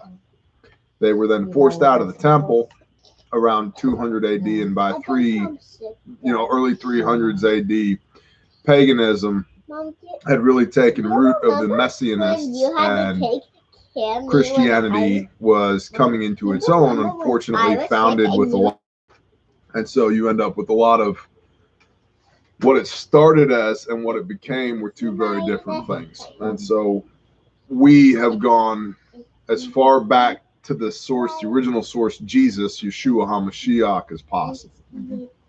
And so Yah is short for the Yod Hey Vav Hey, Yehovah or Yahuwah or Yahuwah or Yahweh or whatever. So, but no, we're not Jews, and we're not Christians in the modern sense that we have nothing to do, to the best of our ability, with doctrines and dogmas of men. I really don't care what a priest or a pastor or a rabbi has to say about anything if I can't find it in the Bible. Because there's a lot of people that will say, well, our church believes this. And I'm like, cool, why is that? Well, it's part of our doctrines and covenants. Cool, but it's not part of God's doctrines and covenants, so I have a problem with that. And that's something that I've seen, and I think that a lot of people may not translate onto the videos. But you very much have an open mind. I do as well. Open mind towards things. Someone will bring up a concept, and it's as simple as, yeah, show me in the Word. Mm-hmm. And I'm like, we are receptive to new ideas, Always. new understandings, new light on a topic we may not have comprehended. I've completely. always said I'm willing to be moved by biblical truth. Right. If you can show me something in the Word where you're like, hey, Bear, what about this? I'm like, That's a good point. Thank you. But a lot of times, the way that manifests itself in my life these days is somebody comes up with what I would consider a white belt argument. And I'm like, I'm not saying I'm a black belt, but I'm probably a purple belt. We've already studied it. Well, It's already that's a the question thing. that's come up. I've already to you. seen those arguments, and I'm like, that's a cute heel hook, bro. What's this? So you better eat some of this mustard roll, homie, or there's gonna be none left. That's fine. I'm specifically I'll trying to try one. slow roll this roll The over stuffed here. jalapenos I'll try tonight were incredible. Were they? They were like barely blanched, Ooh, so they had nice like a and bite crispy. to them. Mhm. Gotta go tomorrow night. Teach gently. That's something I'm working on. Mhm. I'm not a gentle person. Mhm. I'm really not. It's like telling a sledgehammer to be gentle. Mhm. It's true. But I try. I'm honestly trying. So, there's a whole lot of things we can go into there kind of wrong about Catholicism, Oof. but It's wizardry. Tales from the Cryptid. I believe it was Tales from the Cryptid. Sorry if I'm wrong. Was asking about saints and like their family has a patron saint, and that it appears to be like, or it strikes them kind of like, I'm paraphrasing, strikes them kind of like false idol worship. Depends what you do with it. Like I think most saints were good people. There were, but I can show you the There's a lot Bible of where it good says, people. "Call no man master but your Father in heaven." Like So Mother Teresa was a really amazing lady. Like, but we shouldn't be worshiping her. Mhm. Good examples how to Mhm. live Mhm. for Yah, but Right. it's a totally different thing than like burying them upside down in your front yard. I think it's about understanding those people in relation to their interaction with and obedience to the Father. Mm-hmm. That's what makes them special. It's how the Father worked through them, not those people themselves. I also, one of my biggest issues with Catholicism is Mustard roll, bro. Send them a sard roll, please. one of my biggest issues with Catholicism Eat it. is that Are you I'm hanging? tired. I'm very They're- tired. their teachings, I got the kids are very tired. Thank you for getting them. They had fun. their David's teachings girlfriend direct there. people David has a girlfriend now. to other people. Go ahead. No, I'm gonna take home my antique. it's not Their yours. teachings direct people to other people, not to the word. And if anything, it pushes them away from the word. Like, okay, the word says X, Y, Z, but this man who has been elevated to a place of power within the Catholic Church says that we're going to accept that that's okay. And It's the same thing you see in Mormonism. Yeah, it's straight against the word. The Bible says this, but the Book of Mormon says this, so we go with the Book of Mormon. Like, So the Bible says, do not add or take away from the word of this Torah. Call no man master but your Father in heaven.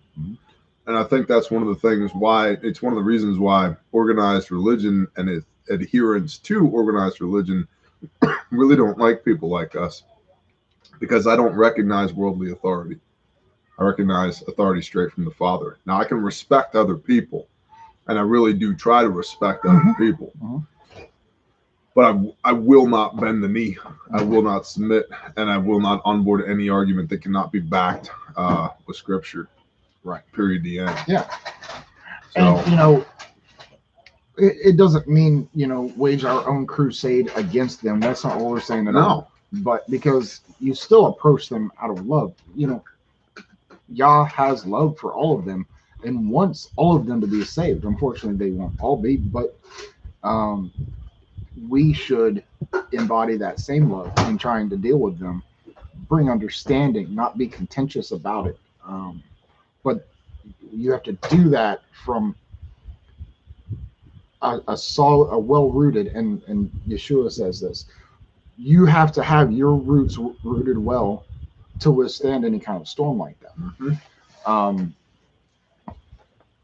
You're not, if you try to bring understanding to them, but you're not well rooted, then you will end up being uprooted and pulled towards their side, because that's the way nature works. You'll be drawn to the middle. They might change a little bit, but you're going to change also. You don't want that. Mm-hmm.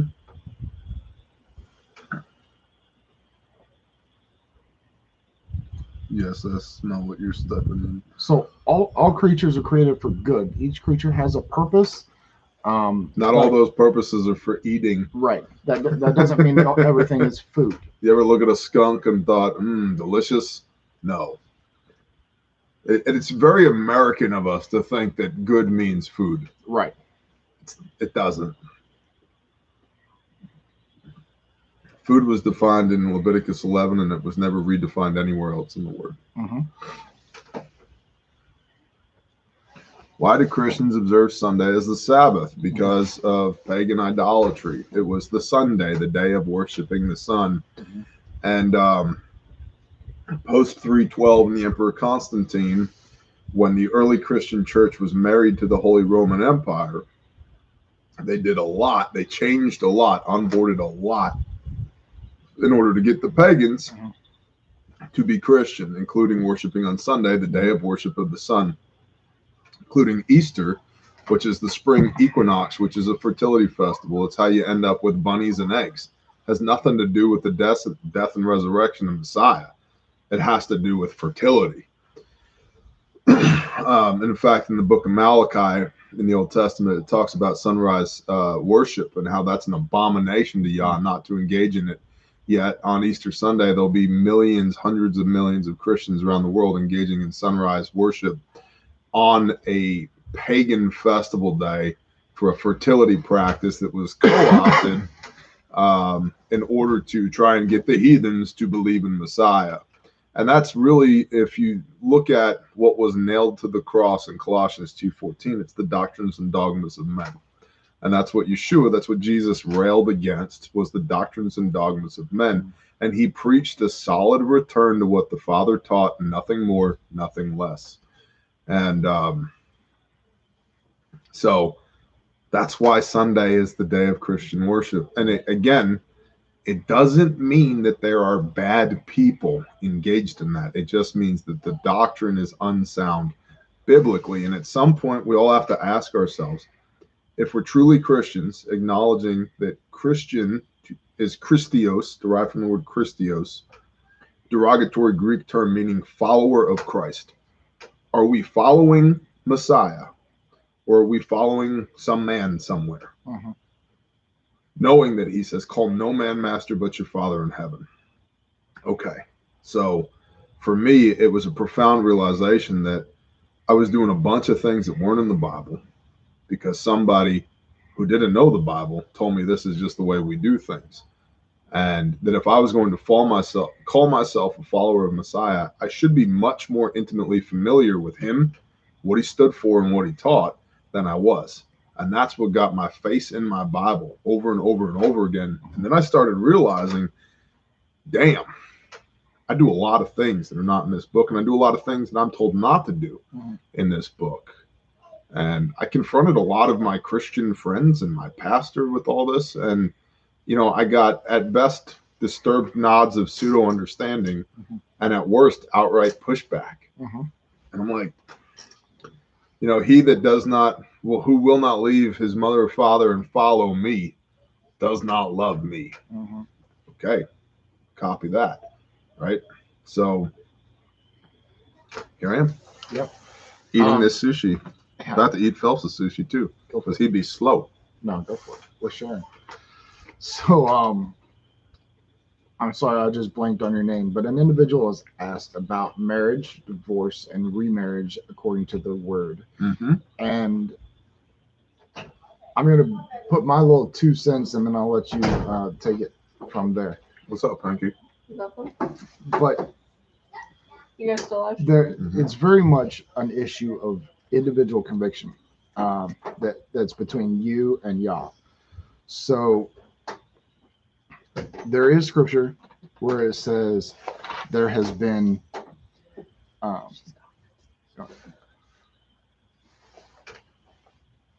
You're going upstairs?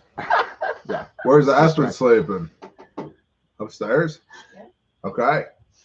I'll see y'all shortly. Okay. All right, well, you're just over there trying to do sign language So and stuff. There is provision for divorce in the circumstance of adultery, right? That we see that clearly written in the word. But then it also says, my people, Israel, the followers of Yah, how much have they whored after other gods, other things? Be super good in your room. Yet he chose to send his son and redeem us as the bride of Christ. And so there's that side of it, but then there's also where it says, it would be better to live in the corner of another man's house than to live with a contentious wife. Mhm. So there are both sides to that supported scripturally. However, and so that is why I believe it completely comes down to a personal conviction between you and Yah of what is right for his will for your life. Finally got that out. Sorry, I was getting sidetracked a little bit, but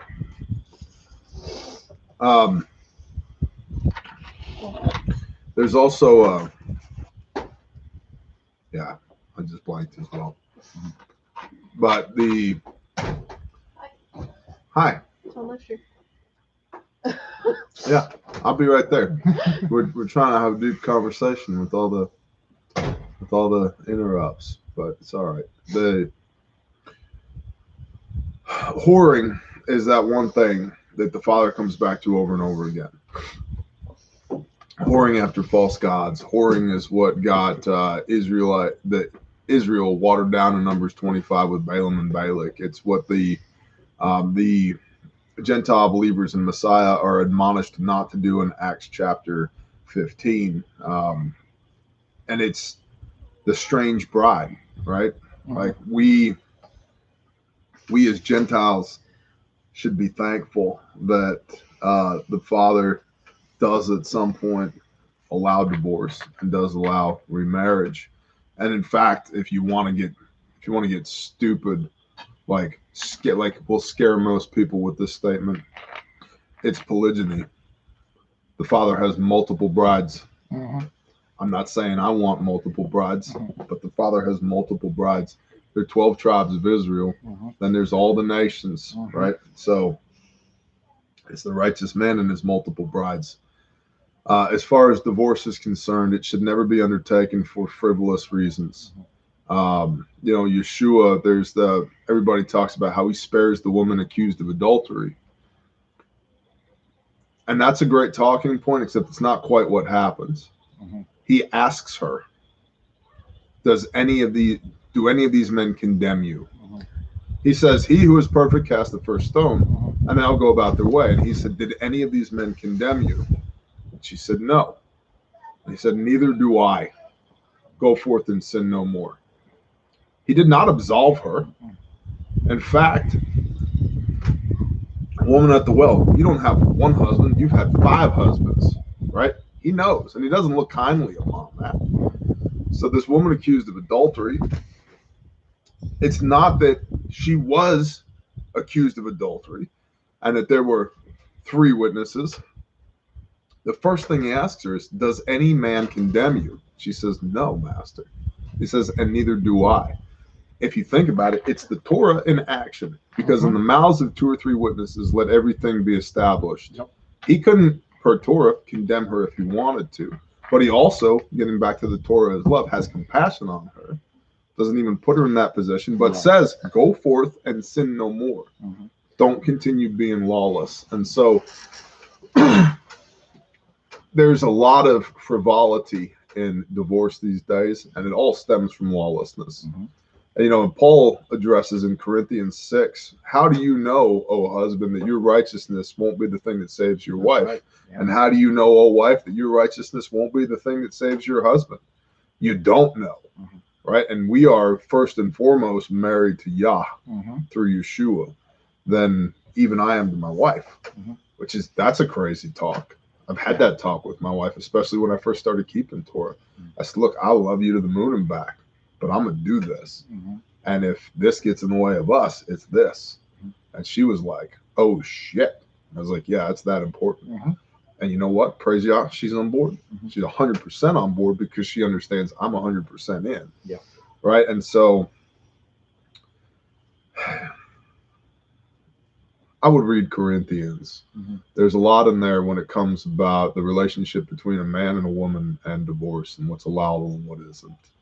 And then, like you said, pray over it and talk to the Father. Because how do you know, a wife, that your righteousness won't win a husband? How do you know, a husband, that your righteousness won't win over a wife? You don't. And a lot of times we're so quick to jump ship when our Father is so long-suffering and patient with us. So the only clear-cut, allowable, no questions asked is adultery. And then even then, if it's not that you have to, it's that you can. So, Yep.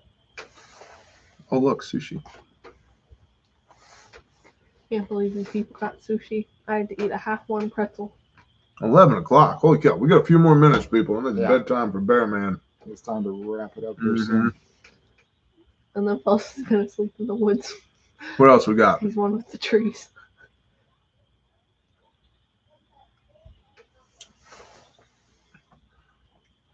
Phelps, you're doing a great job producing. Appreciate it.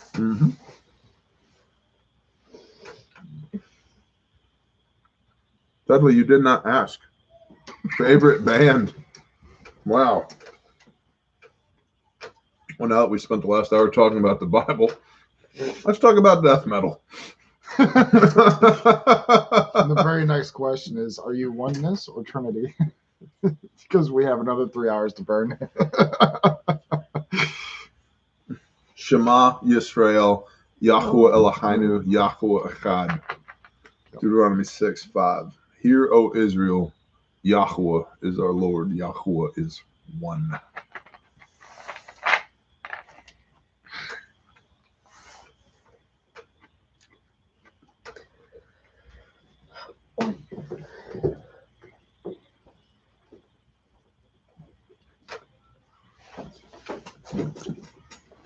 See this phone? See this phone? See the shape of it? See how it presents itself? Here's one facet. Same phone. See it now? See how it presents itself? Another facet. See this phone? See how it presents itself? Another facet. One phone, multiple presentations, depending on the vantage point, how it presents itself, and how you perceive it. Way.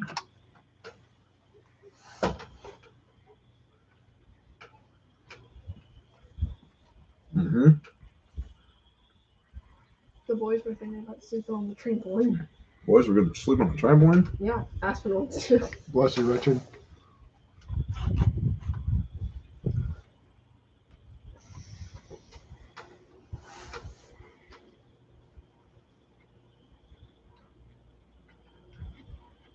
Yeah, I think we're a good, Stopping good point. point to put a bow on it. Cool. Hey, I ate the rest of your sushi. Good job. Thanks, man.